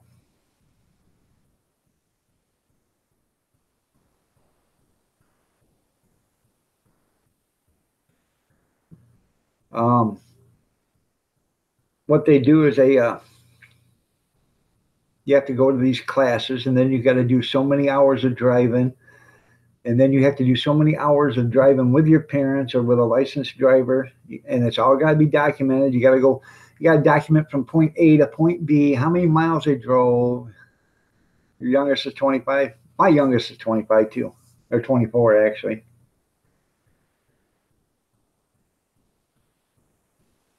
When you get old, it doesn't cost to get your driver's license.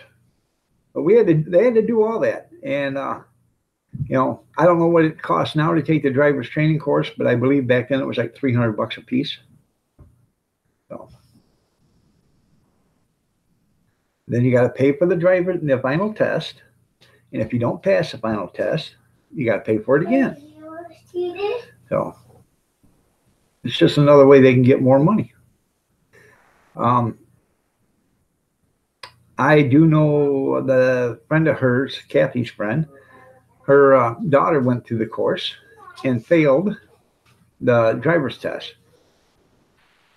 So she went and called another driver's course and just wanted to take the test. And she passed that test.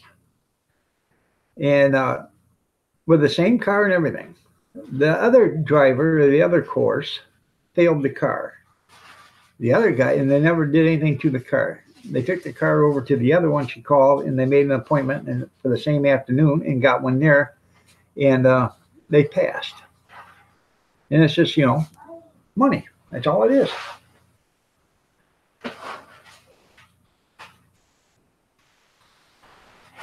I shut up. Yeah, I know. They asked us when they started driver's ed, anybody ever drive? And, me and Kevin raised our hands up, say, yeah, we've been driving farm trucks for about 3 years. Well, since you guys know how to drive, we'll let you start driving first. So, yeah. Drive to town. So, oh, yeah. We even had motorcycle drivers ed. They brought the motorcycle dealer from in town, brought out a bunch of motorcycles, some trail bikes and some other stuff. And we had motorcycles. I can't tell you how many girls or how many kids laid bikes down, wiped out with them. Back then, they put you on a field. It was all in a field. They didn't let you out on the road with them, but you were out in a field, and they had cones and everything. And they had a lot of them get wiped out. Some of them bikes weren't worth nothing when they got done with them. So.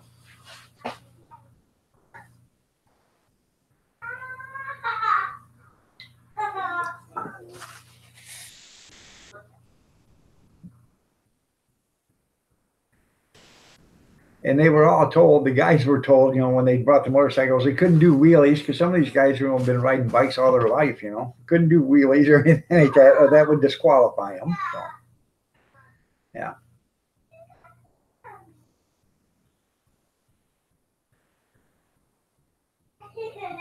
But things have really changed since the 1980s. So.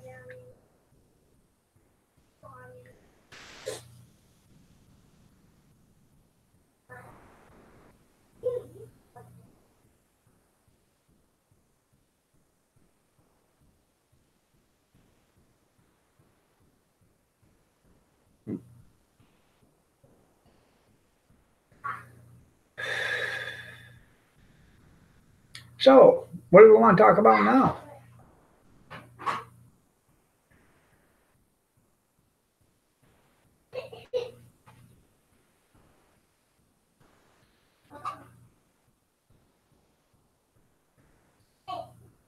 You guys see where AOC, they claim that she's had $1 million?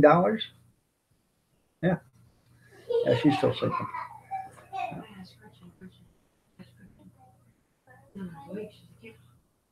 Well, I don't know. She might be awake in there, but she was, she's still in the bedroom. So, yeah, things really changed since the 1900s. You're right, RV. Yeah. But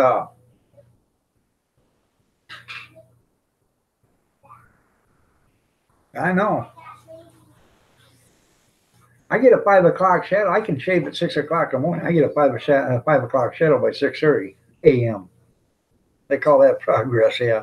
Anyways, AOC, she might be in a little bit of trouble here. You know what?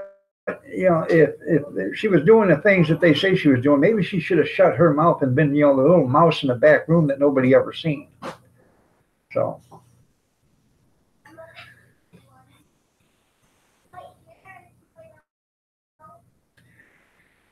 And then the Democrats trying to say that, that Elian or whatever her name is doesn't know what anti-Semitism is. Give me a break. Nancy Pelosi, she doesn't understand what anti-Semitism is. Really? I think she pretty well understands it because she was told several times to knock it off. So, isn't that something? So,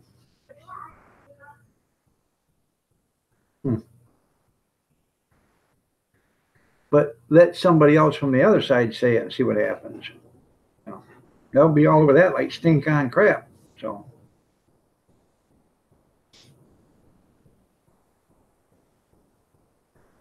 They can't even agree to denounce anti-Semitism.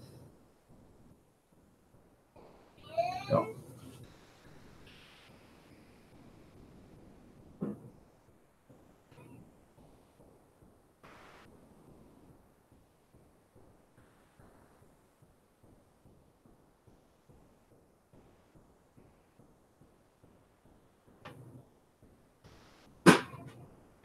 Yeah, that's Mexican truck drivers. Yeah, you guys ever seen some of them truck drivers that the trucks that they're driving have half a brake on them that ain't working? No.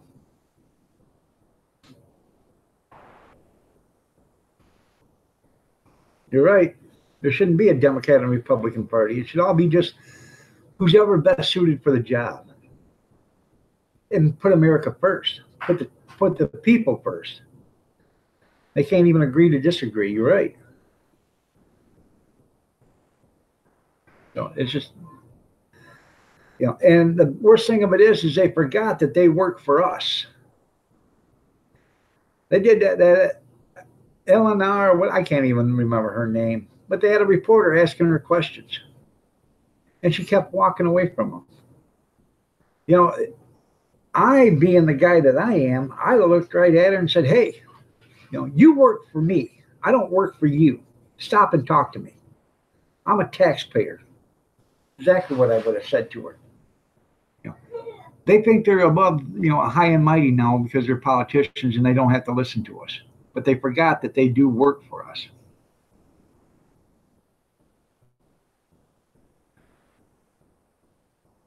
And that's what the biggest problem is. They don't work for us no more. They work for corporations. They work for the highest bidder.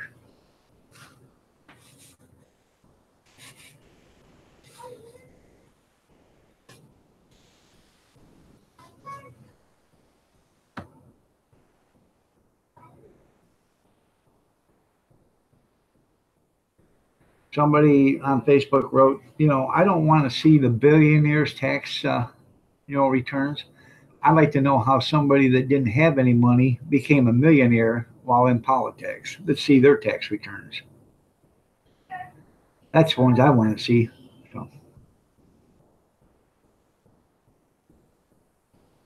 You're right. If you're not a member of a group, you're not represented.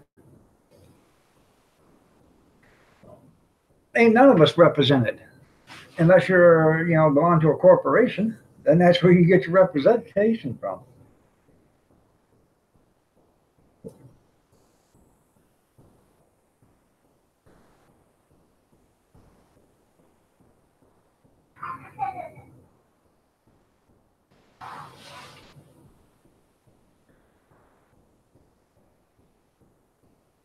Well, I am a member of AARP only because for $16 a year, or was $16 a year, $32 for 2 years, and $36 for 5 years, and for 5 years for $36, I've already saved twice as much money as that on discounts. So I don't blame you. I don't either. So.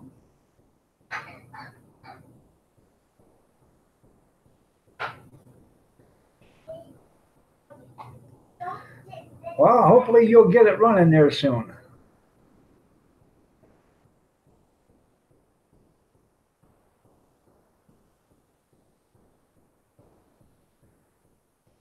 I do too, Marie. I love America. No, it's not a sellout. It's what's best for me. I'm not a card carrier. No.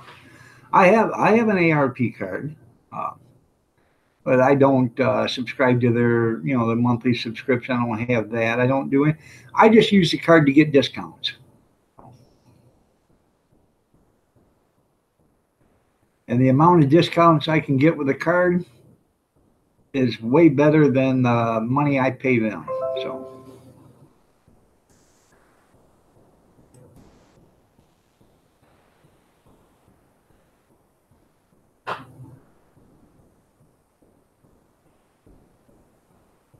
Yep, might as well. They're raising it everywhere else.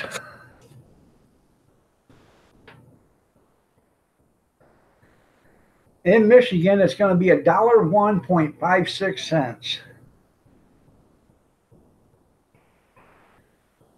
$1.56 is going to be the gas tax when it's all said and done. Are you kidding me, people?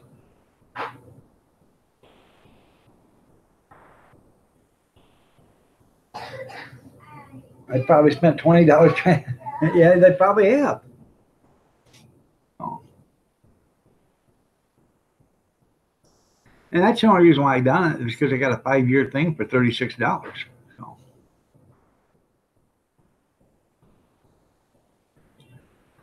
And I have made my money back and then some.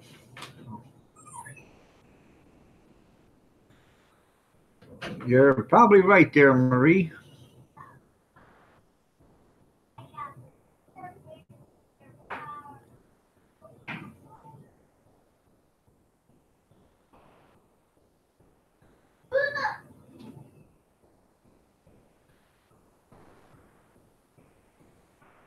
Well, it's not like I'm voting for anybody other than who I want to vote for. Um,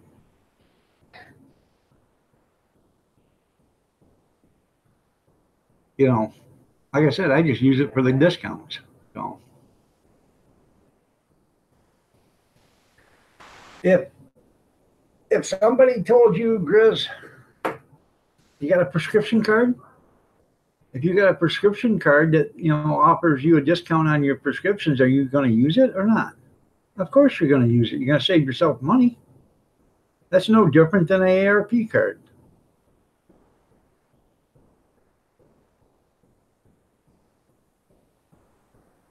Yeah, but they only got $36 for 5 years. Oh. That's right. Don't trust a part after the age of 40 there, Mach 1.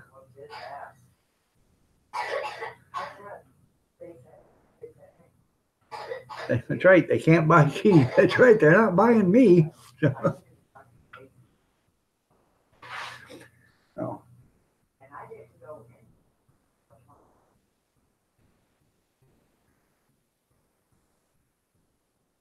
So, yep. Like I said, I just use it for the discounts. You get it at Denny's, hotels, and everything else, ARP card, you can save a lot. You don't take bargains. If somebody offered you a deal on your prescriptions or whatever, you wouldn't take the deal. I find that hard to believe sometimes, but especially when my prescriptions are outrageous, and that's why I use my insurance card. So, but when you go to say you go to a restaurant, you use your ARP card, your bill is $38 or whatever, and they give you 20% off. That's $7.60. So your bill, is $29. You just save $7.60 on it.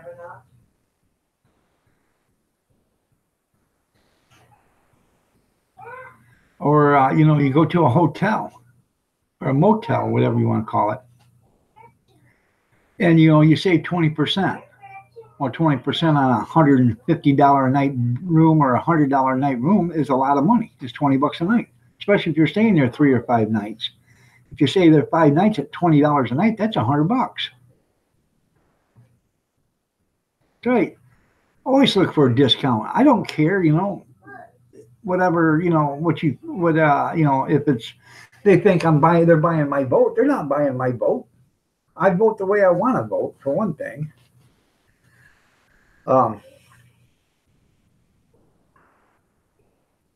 Yeah, take all the offers you can.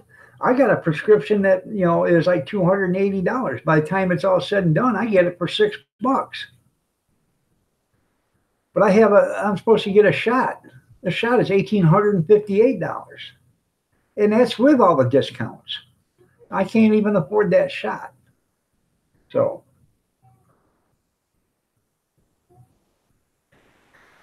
well, the privately owned motels you go to, I'm pretty sure aren't going to be that great, because it's hard for somebody that privately owns a motel to keep something up like that, because that costs a lot of money. I've been to a couple of motels that were, bad. Checked in and then checked out. So, I don't stay at the, expensive ones either. Holiday Inn, motel, what is it, Super 8 or something like that. I'll stay at some of those, but I won't stay, at the Radisson or the Hiltons or anything like that. I can't afford it.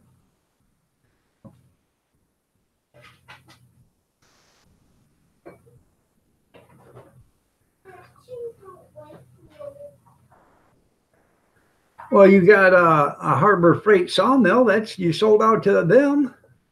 That's a corporation.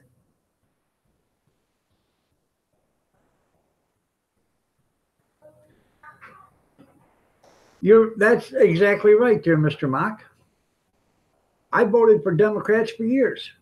I voted for Trump this year. I voted for Ross Perot. I vote for whoever I think is the best for the job. And when I voted in November or October or whatever it is for the midterms, I didn't vote straight Republican, because there was a bunch of them that were Democrats that I voted for. Because, I thought they were better suited for the job. It's not. That's different. Yeah, that's different. Yeah, I know. That's different. Yeah. But,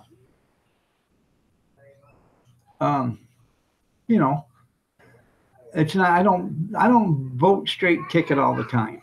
So.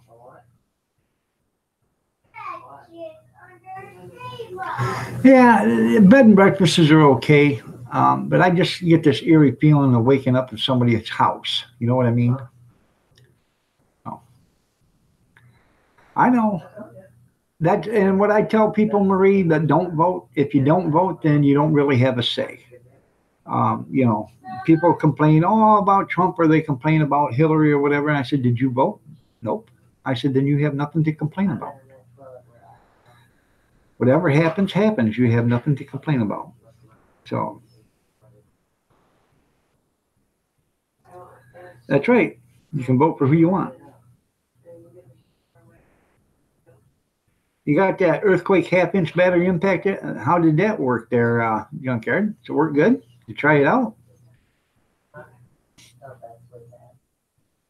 So.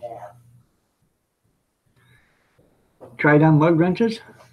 Are you tired of lug wrenches? Yeah. I bought a 4-way lug wrench the other day just for the hot dog cart, because I didn't have a lug wrench for it. So I didn't need a jack, because the car's got a screw jack, so I knew I had a jack. I could jack it up if I needed to, but I didn't have any way of taking the lug nuts off. So.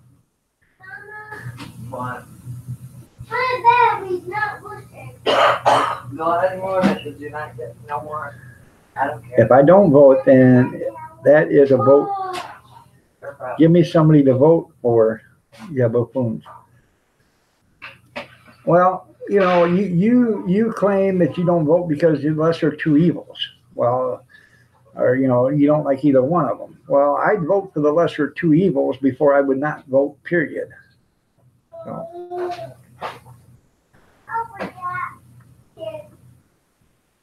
Okay, because that's the thing. You know, if you don't vote, you don't have a say.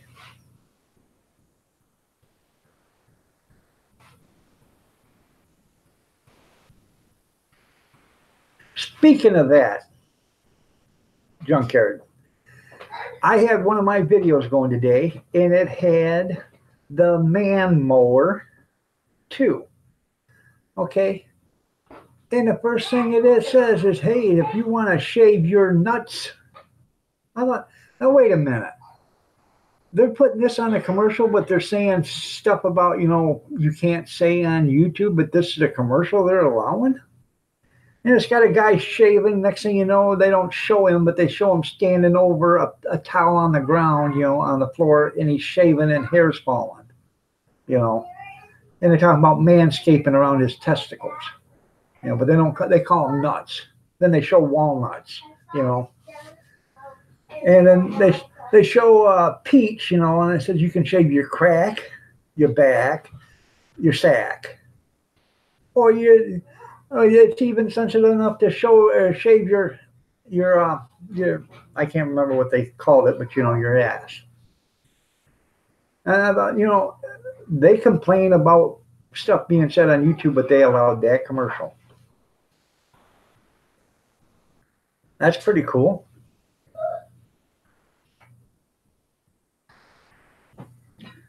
So, yeah. It just showed on one of my the video that's in question right now. I was watching it and it come on. So.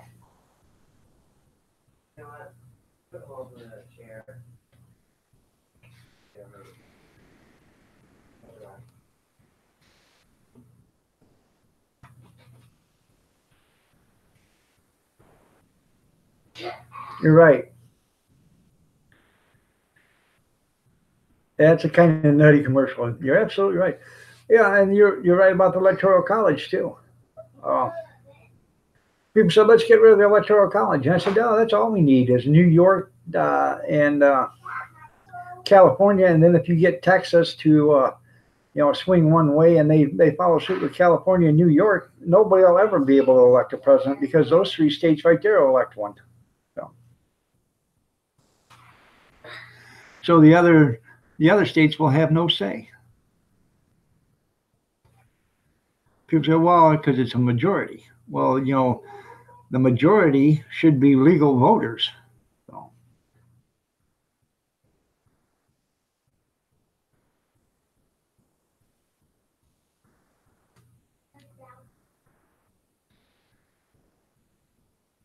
Might as well get the half. Well, you can go back and get the 3/8 so you can do other stuff. I used to work on, you know, small engines all the time, you know, hand ratchet everything. Then I got me a nice heavy duty, you know, cordless drill. I put a socket extension on the end of that. You'd be surprised how much faster that is tearing apart an engine. A lot faster. And putting it back together is even faster. So.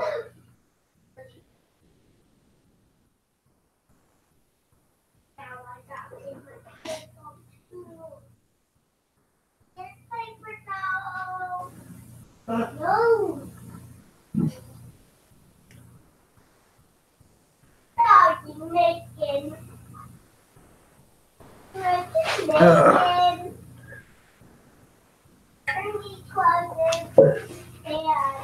I think I'm done with coffee. I've had all I can stand. I've only had 3 cups today.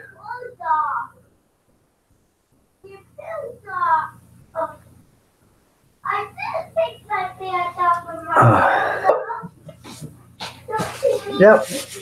That way I have 2 batteries too. So.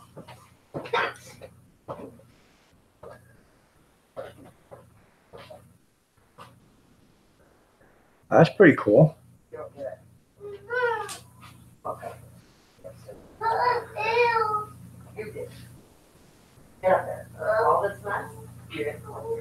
The 5-year-old doesn't want to eat.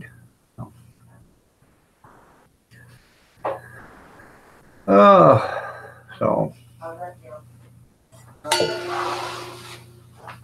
You're to be up there to eat, not play.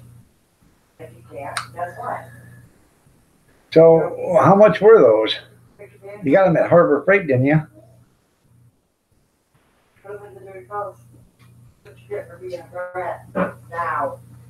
I'll pick that stuff up, please. Now. Your ass up there.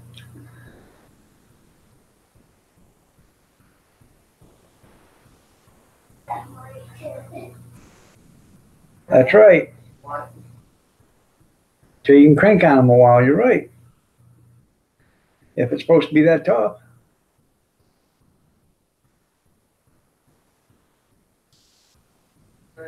I used to. I think I still do. I got a Blue Point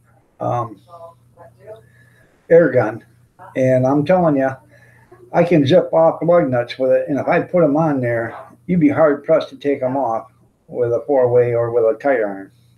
This thing is absolutely just. I gotta watch what I'm doing because I can actually shear them right off. No, not yet. I haven't gotten anything yet. Well, I haven't checked in the last half an hour or so.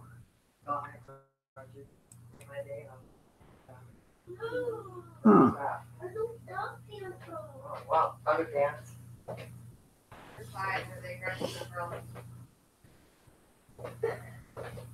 There's pair of pies that are early. No, I haven't gotten a reply letter back yet. So.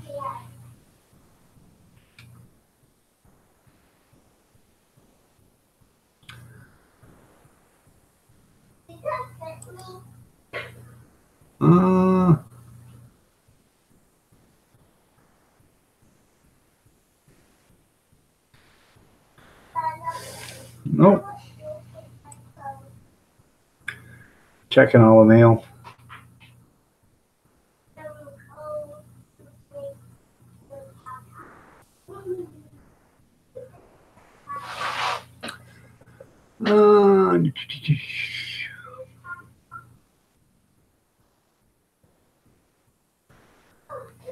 Hey, El Gringo has subscribed to you on YouTube. That's about time. I subscribed to El Gringo a long time ago. Let's see. Nope, don't have it. Don't see nothing yet. So, not so far yet there, Yankee.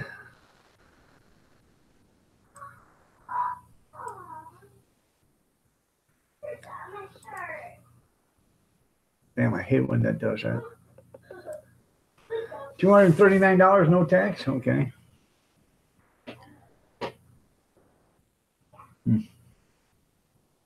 Oh, y'all, I've got to go to the little boy's room again.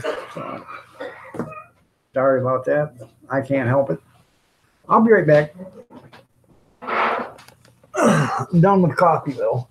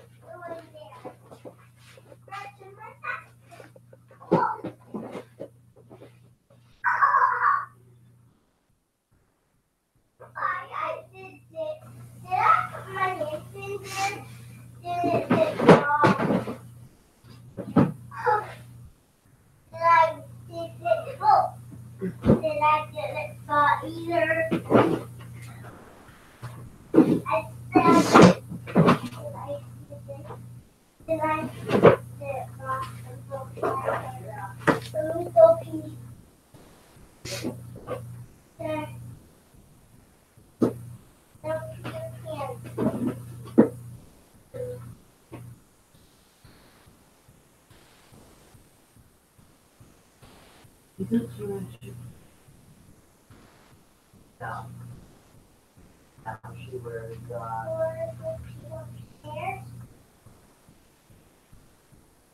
I will come with I'm you. sure.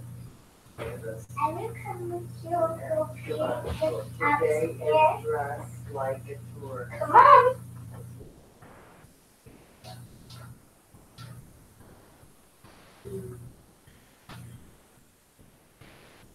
Watch me go be up there. Joanna? Mom. Only The what? let me know up there.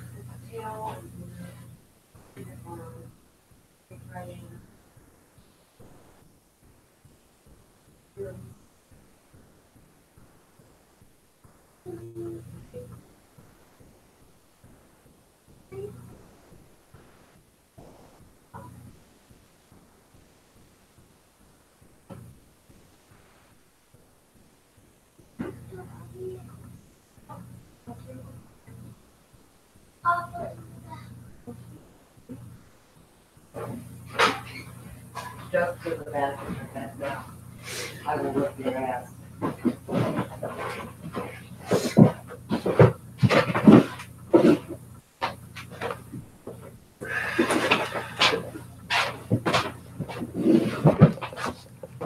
You put my dress in there.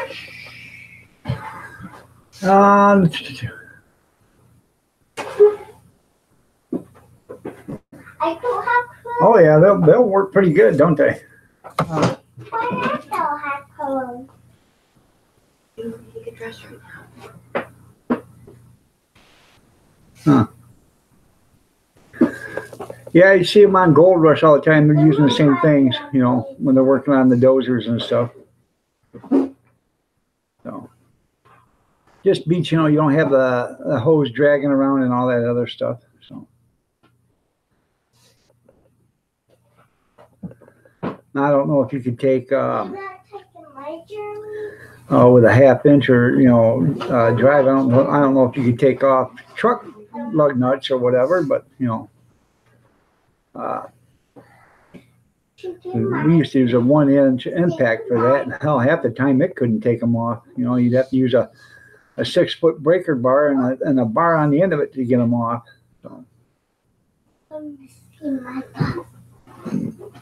Chicken, boing, boing, boing, boing, Go play, honey. boing, boing, boing, boing. My socks. Boing, boing, boing, boing.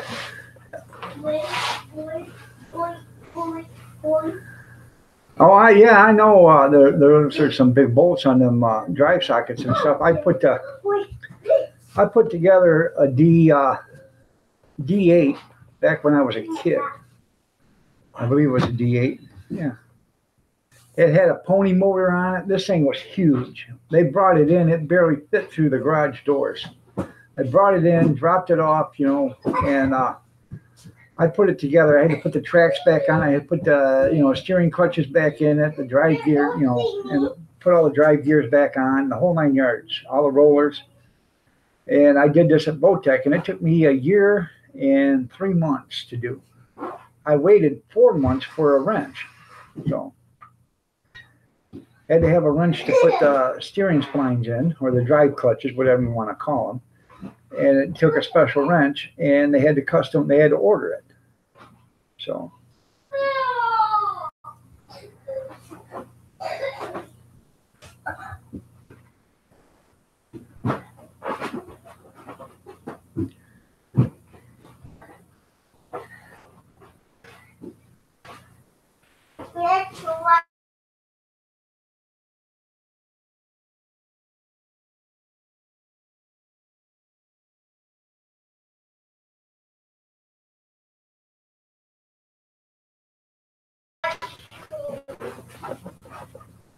And it wasn't that big. he picked up the whole drive assembly, the sprocket assembly, and when I put it on, I had to have like 3 guys standing on the cherry picker to keep it from tipping while we finagled it to go onto the stud, you know, and then put it together. So it was pretty cool.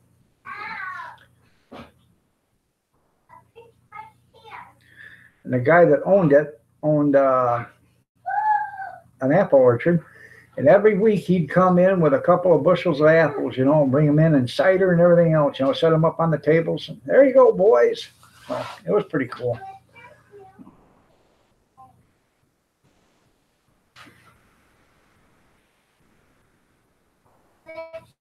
Yeah, probably would have been, yeah, a lot easier, yeah. No. But you know, technical advances in the last 30 years, 35, 40 years has been great. A lot of this stuff you don't have to do by hand so much anymore.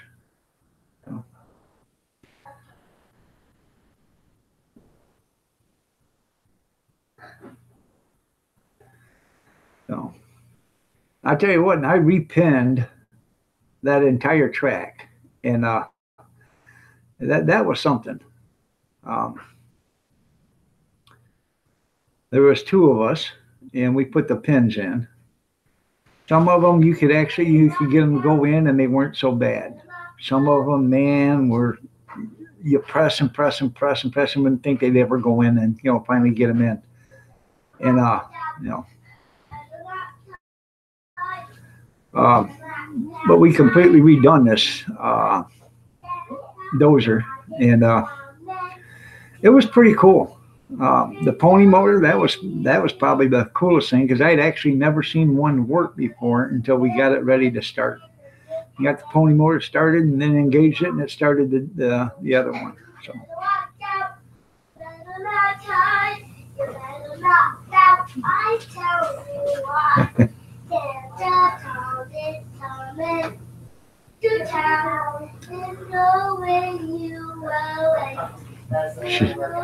Evidently, they're hoping Santa Claus comes, huh? So.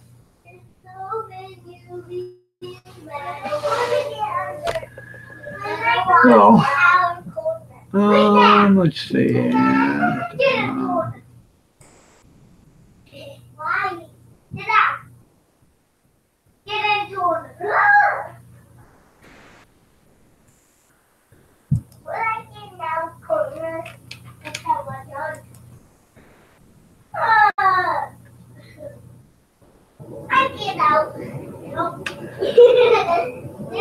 I'm waiting. You know, it seems to me that, you know, they're so worried about this, they would be up on it, you know.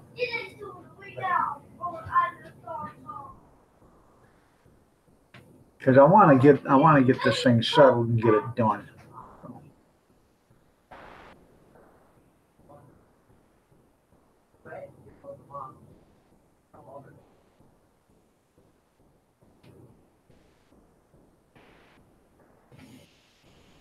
I don't know.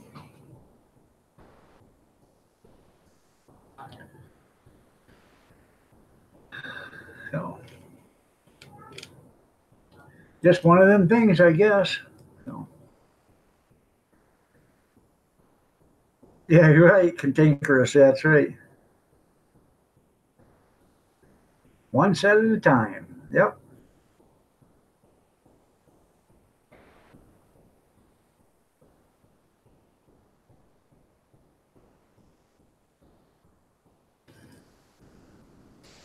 This thing was absolutely huge, man.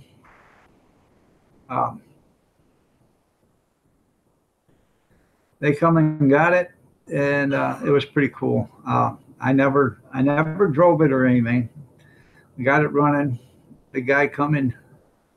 He took it out of the building, and we put tires underneath it, so let it roll up on tires, and then got it to where the door was, and then, you know, I had to make a left turn, so they piled a bunch of tires there and then ran on top of it, made a left turn, went out the door with it up onto the trailer, and you could hear that trailer going, you know. All right there, Marie, you have yourself a great day. Thank you for being here. And remember, Bobby Sprinkle will be on tomorrow morning and Sunday.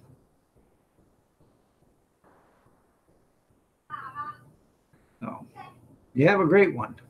So make sure you see Bobby tomorrow.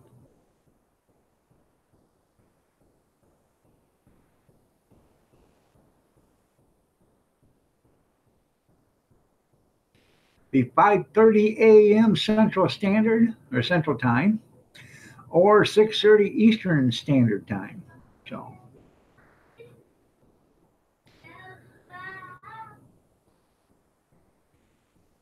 or 2:30 Pacific Time. No, 3:30 Pacific. Excuse me, I'm sorry. 3:30 Pacific. 4:30 Mountain. So,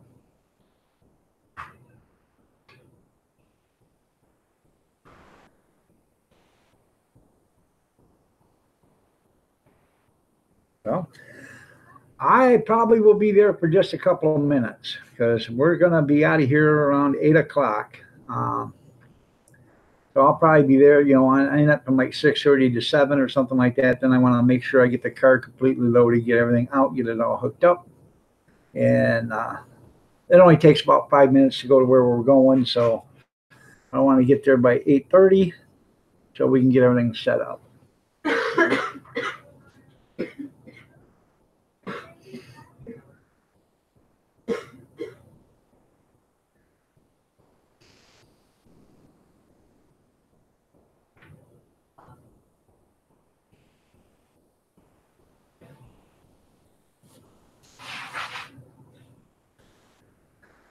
Oh.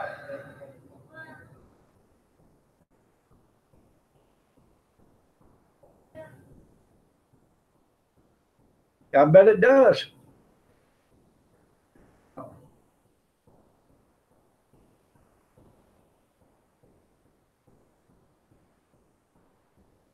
Damn axle dovetail, yeah. But it's kind of a little hessy on that, isn't it? So.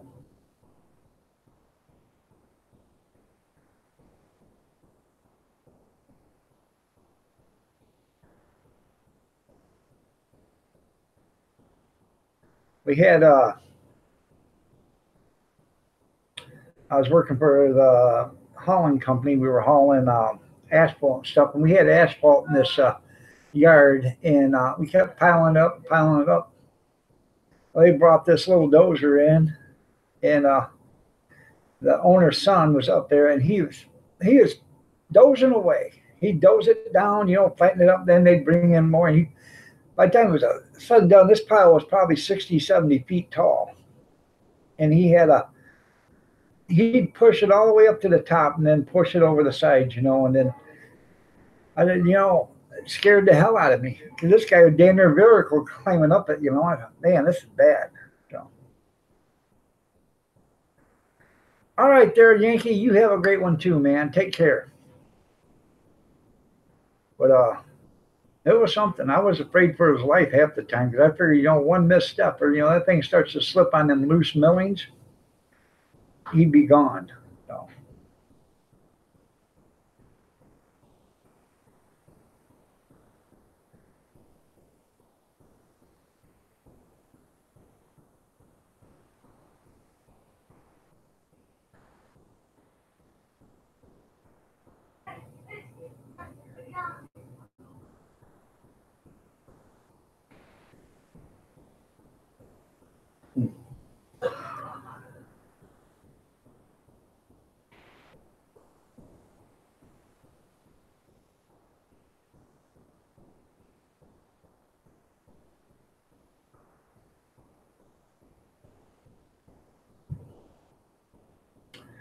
I once was speaking of the millings pile.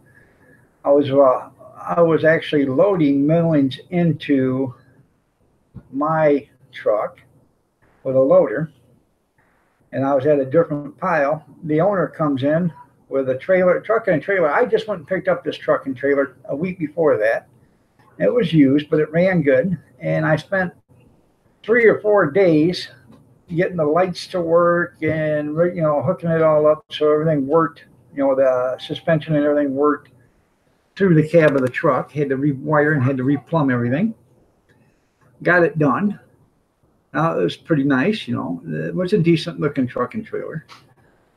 He goes out for the first run, goes and grabs a bunch of millings, comes back, backs up on the ramp to dump these millings, lifts the thing up, and it rolls over. First load he ever hauled with it. Rolls over, completely crushes the box, the trailer, and the cab. He climbs out the window. I call the ambulance. He said, "No, I don't need no ambulance." I said, "Bullshit, you know, this is the second time you've rolled a truck in the last month." You know, so the ambulance come, and I called his wife. His wife came, and she made him get into the ambulance and went to the hospital and stuff. And, you know, but that's how we got the truck, is because he rolled the other one. So rolled that one. I went and we picked up another truck, and he rolled that one. So he had 2 trucks he rolled in less than a month. And he rolled them both. So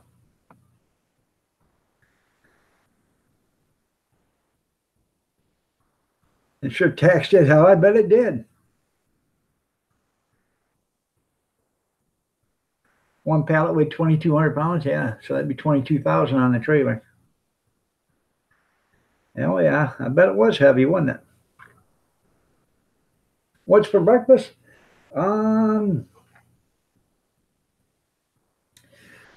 Have yourself an egg scramble there, RV. Throw some, sausage, some eggs, cheese, peppers, onions, some toast, and a black coffee. Kim Fife, bridge work on Route 1. So, anybody hear about that standoff yesterday? I don't know what happened to it. I quit watching the news down in Illinois, where the guy shot a cop, shot a woman. He was fleeing for the felony warrants he had. They went to serve a warrant on him. He shot at a hotel. He shot a woman, then he shot a cop. Because the cops said they never returned fire, so the woman was shot at the hotel, so he was the one that shot her. But they chased him like 100 miles or 150 miles or whatever, and he was held up in his car, barricaded. So I don't know what happened, if he ended it or he got out or what. But I wouldn't. I don't blame you. I'd just start hauling 8 myself. It's a lot of weight, especially when you need to hit the brakes and all of a sudden you don't have enough. That's when it starts to get scary. Want me to bust your ass? Keep it out of your mouth.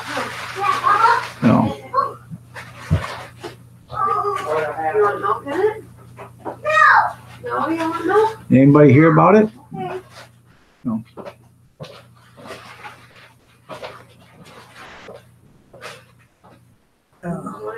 No, you don't know? He grabs at that Jake. Not much there, 1980. What's going on with you? Nice to have you here. Just talking. Yeah. Trying to figure out if anybody, what happened with that hostage or that cop shooting yesterday in Illinois. So, yeah. Stop right now. You're doing good. You just want tea for me. You sit right there like So, this. I don't know. Last time I knew, the guy was barricaded or in his car alongside the road, and they had him You want to surrounded. be a good boy today, So- or you want to be a bad one? Answer me. I want to be a good boy. Answer me. You're knocking off? Yes, I will. Huh? Are you? No. Yeah, you are. What the hell is on the side of his head? Well, that ain't a bad price. Are you sure the starter's junk there, Bobby? Did you take it off and hit it with some jumper cables and try to get it to roll over? Could be a bad wire. Could be a bad starter wire. Get it right. None of it doesn't play when it comes to that, and you better knock it off. No. No, you can go sit down and watch TV until I say so. Could be a bad solenoid. I can There you go. Yeah, I wouldn't buy a starter unless you know I absolutely needed one. understand that. Because if you don't, you will.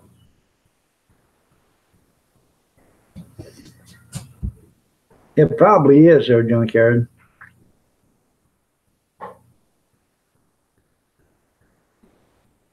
You live in a job play down. I caught him. It was 7:20. Lay down. This is why I said you need to get up early. Just like Stella. You need to get up early, stay up. Because of the daytime. Well, he was up last night running around. Well, yeah, I thought she was here. No, well, he come down here with Stella wanting a drink. So I give him a drink, told him to go back to bed. But he woke up Stella. She was sleeping. She said, he woke me up, wants a drink. So.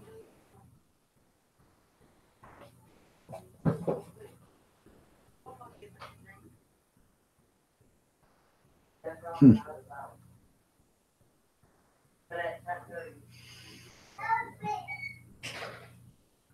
You haven't heard about it? Okay. Well, anyways, yeah, it was in Illinois. It started about 51 miles west of Chicago, I guess, and it ended up damn near clear down in South Illinois. So.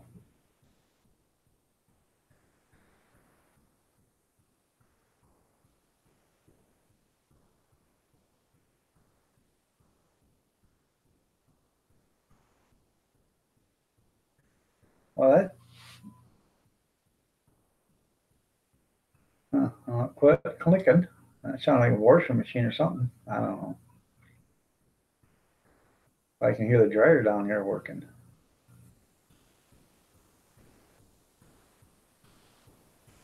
It's kind of hard to hear anything with all the ringing in my ears. So.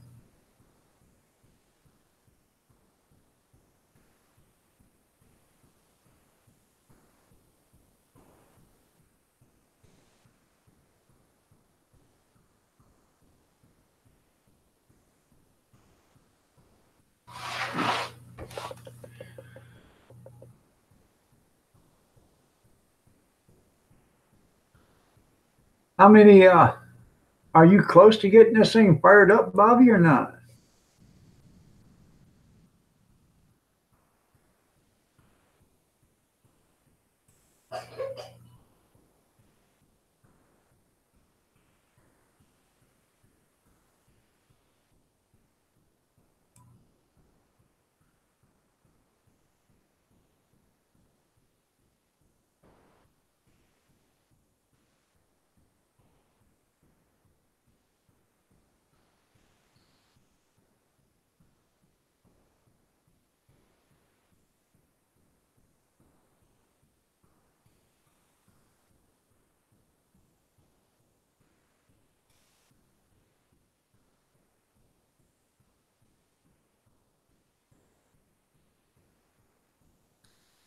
You know, it's amazing how they didn't change the body style for like 10 years on them pickups.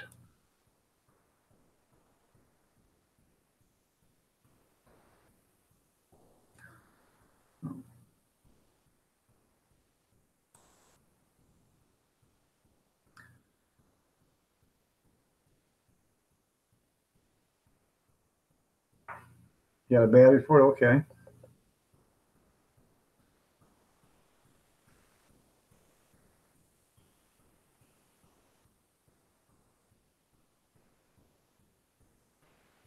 All right, if it has it written on it, won't be, yeah. So I was just sitting there looking at his video.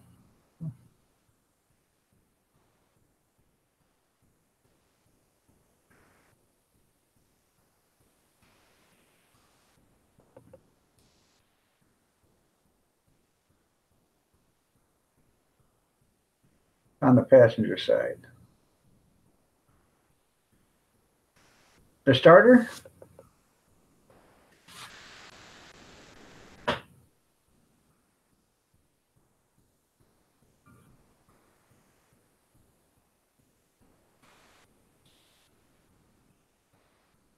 Okay. Yeah.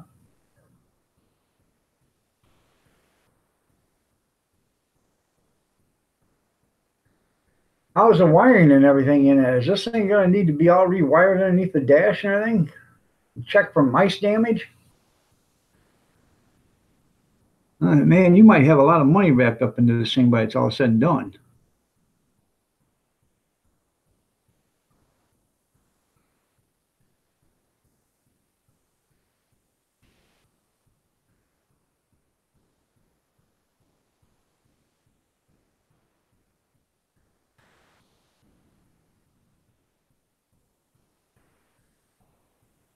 Did you give the hammer test? That's right. Yeah, that's the first thing you do. Whap that starter with a hammer a couple of times.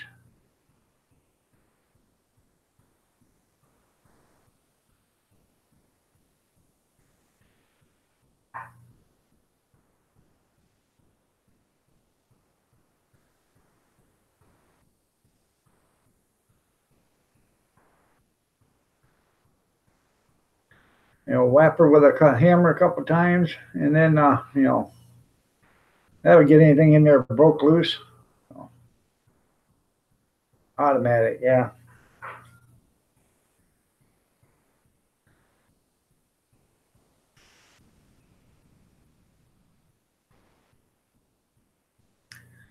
Too bad it wasn't a standard, because then you could just have somebody come over and pull you around the yard, put a battery in it, turn the key on, pull you around, and have you, put it in gear and see if you can get it to start. Make sure you got brakes first, though.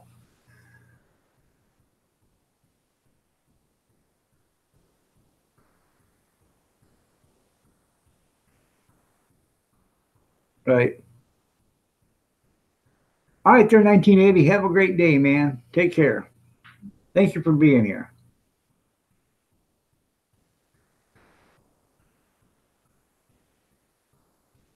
Yeah.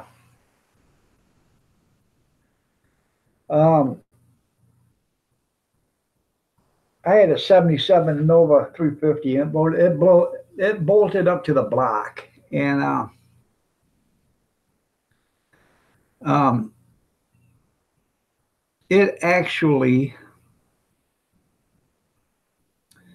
the starter actually cracked the ear on the cast iron on the engine block. And, it wouldn't, I was having some problems starting, and I got underneath there and it was loose. So I tightened it up and the bolt wouldn't tighten up, fell right out. Oh, what's going on here? And I looked and it was cracked. So this is back 1983. So I just pulled the engine out and the transmission because it was a standard trans. I pulled it out, put a new radiator in it, put another 350 in it with an automatic transmission and a floor shifter in it. Took the clutch pedal out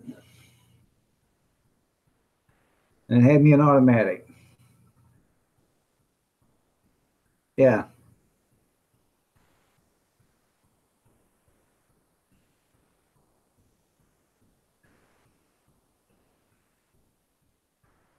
Oh, yeah. You're probably going to find out you're going to need all new lines, master cylinder, and everything else if it's been sitting that long.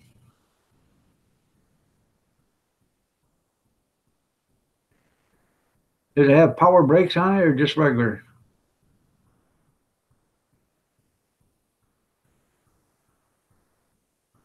It just has the regular ones that ain't so bad.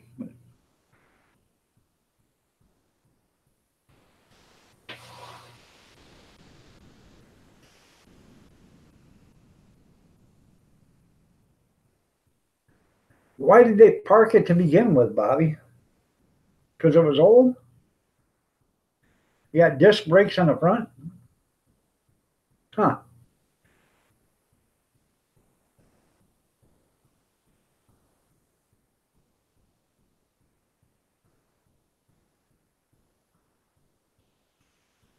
I ain't for sure, but my 1980, I can't remember now, but I think my 1980 had drum on the front. If I'm not mistaken, but it was a 3/4 ton. It wasn't 4-wheel drive, it was just a 3/4 ton, but I believe it had drum on the front.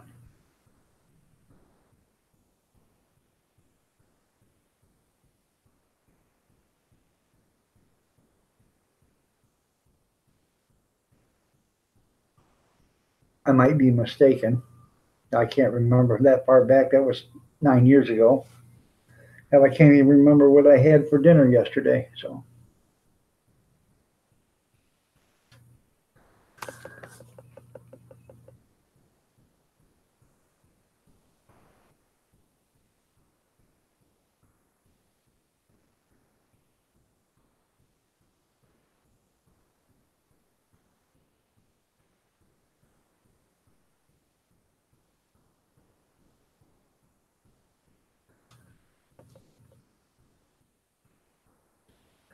my uncle wanted a four-wheel drive truck. He bought a 1978 Chevrolet.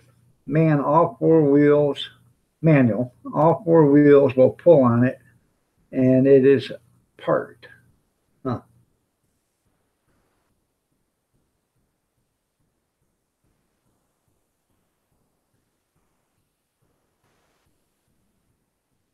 Okay.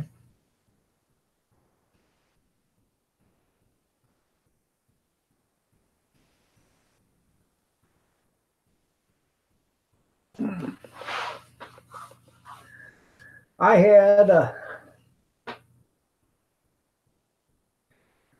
trying to remember, I think it was a 69 or a 70 Chevy pickup,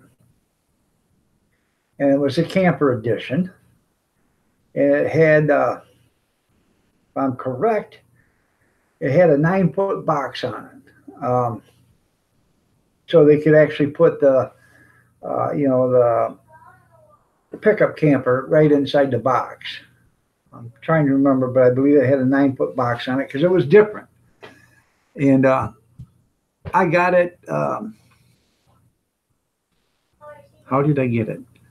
I got it on a trade through something. I traded something. I traded a homemade dune buggy for it. That's what I did. And the reason why I traded it is because it had the 350 and an automatic in it, and that's what I put in my car. But I brought it over to her mom's house, and she had a barn there, and I put it in the barn and had to make room for it because the bed was so long, and this actually was a longer truck than most. So,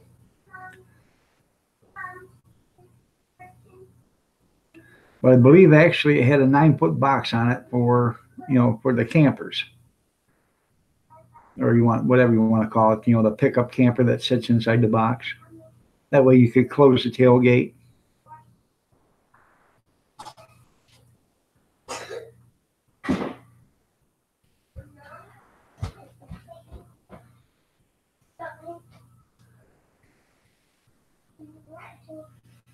But I can't remember if it was 69, 70, or 71, something like that. That's been 1984, I think it was. So. Go upstairs, Sophie. Dad is. So that's been a long time ago.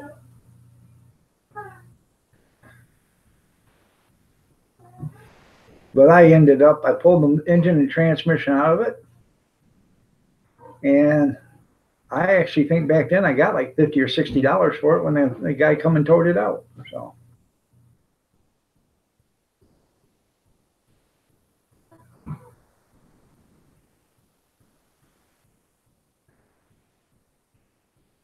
Back then, that was a lot of money, I'm telling you. So.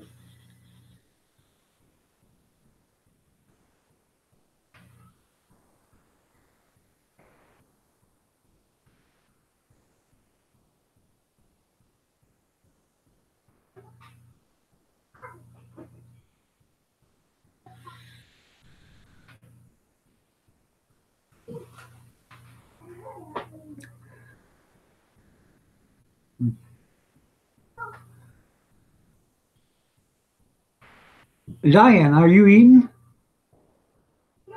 Yeah. Kids flipping cereal up in the air on the table.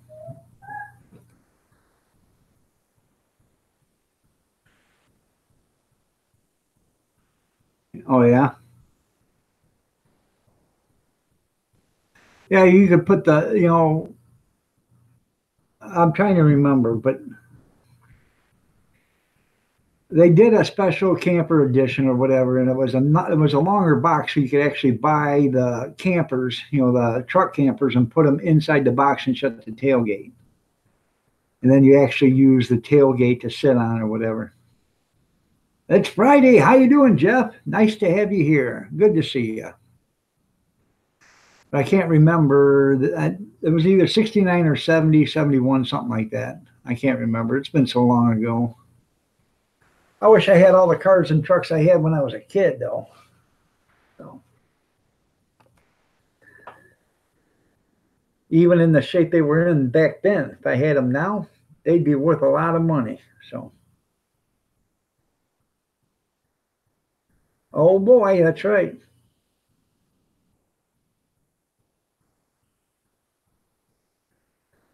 Oh, I wouldn't doubt it.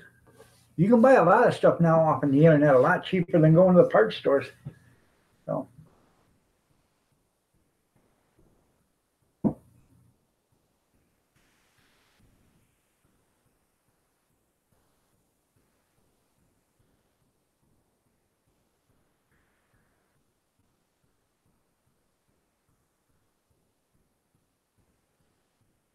Oh, okay.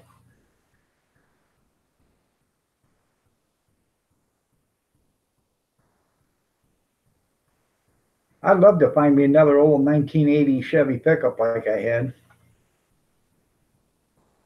That was one old tough bastard. I ended up blowing the engine coming home one day from work.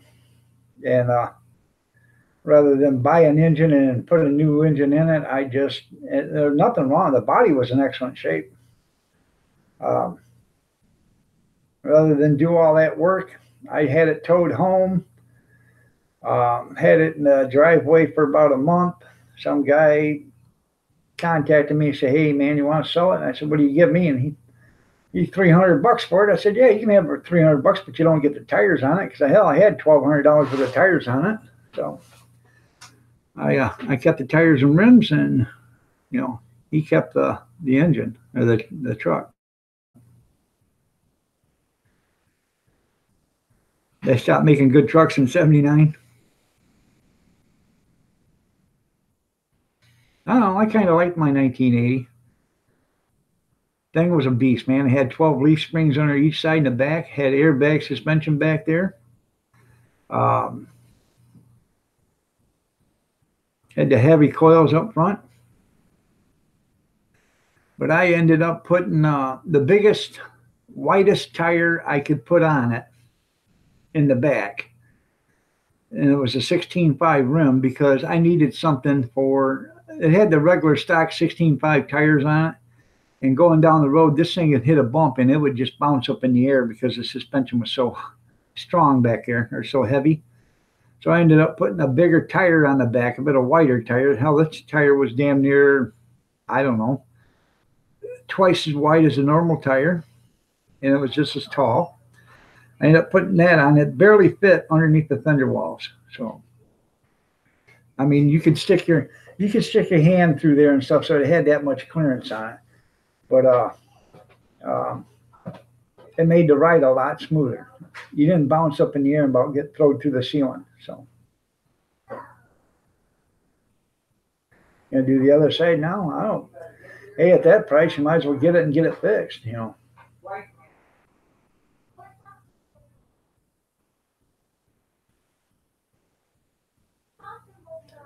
Right.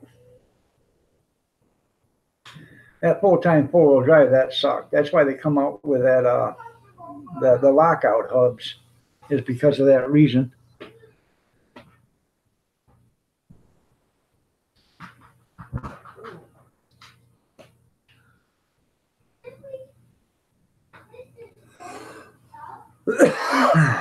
No. Couldn't get no gas mileage. It was hard on the front end. So, whining. So, wasn't all that great for it back then. Now they got shipped on the fly. You can go 55 mile an hour and throw it in four-wheel drive. I don't recommend it, but they do. They said it's okay. I don't recommend it. So,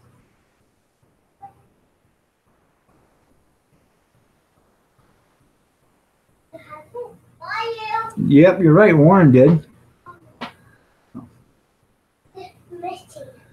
Warren made all good parts, man. For years, they made good parts.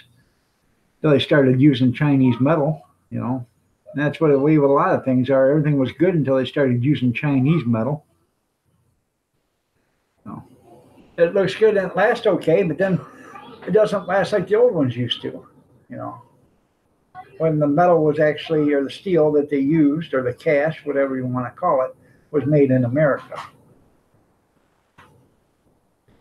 This junk we're getting from China and stuff isn't worth a damn.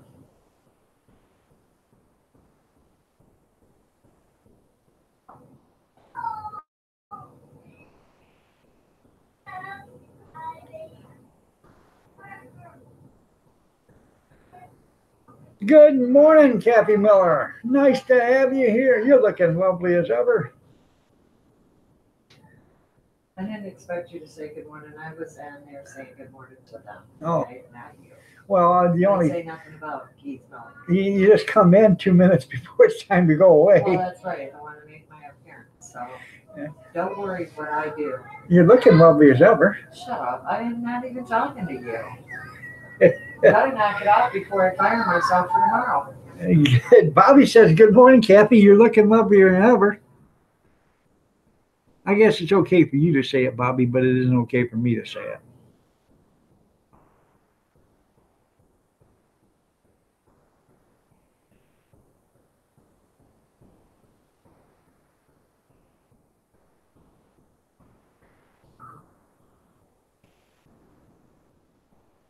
I know she don't think need the house. She's sitting in the other room. So. Thanks, Bobby. Suck ass, Bobby. Y'all remember Bobby's having the live stream tomorrow, 6:30 a.m. Eastern Standard, 5:30 Central, 4:30 Mountain, 3:30 Pacific. That's a.m. And he'll be there Sunday too. And I will be back Sunday night, 8 p.m. for the Sunday night snack chat. 8 p.m. Eastern, 7 o'clock Central, 6 p.m. Mountain, 5 p.m. Pacific.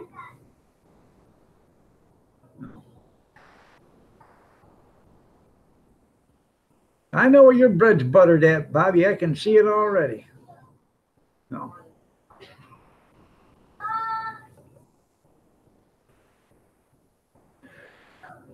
Don't threaten us now. I know it. Don't threaten you now. That's right. Okay, everybody. It's 9:29. I'm going to get out of here. Y'all have a great day. God bless. Take care. Bill has a 1-ton 4x4 camper special. That's pretty cool. Anyways, God bless. Take care. Prayers and peace be with you. Stay warm, stay dry, and stay safe. I know it's 9:29. I always start at 9:29. 1980. Does he want to sell it? Does it work? Does it run? So. Anyways, y'all have a great day. And prayers and peace be with you. And my prayers to you and your family still there, Junkyard. I got you in my thoughts and prayers. So, and if you guys could just, give Junkyard a little thought and prayer. They're having some family problem or some family health issues. So, but I appreciate each and every one of you guys for being here. I really do. So y'all have a great day, and we will see you Sunday night. I'll probably be in a chat room tomorrow morning sometime for a little bit, but other than that, me and Kathy's got to do an event tomorrow. So, but y'all have a great day, and we will see you later. Bye, everybody.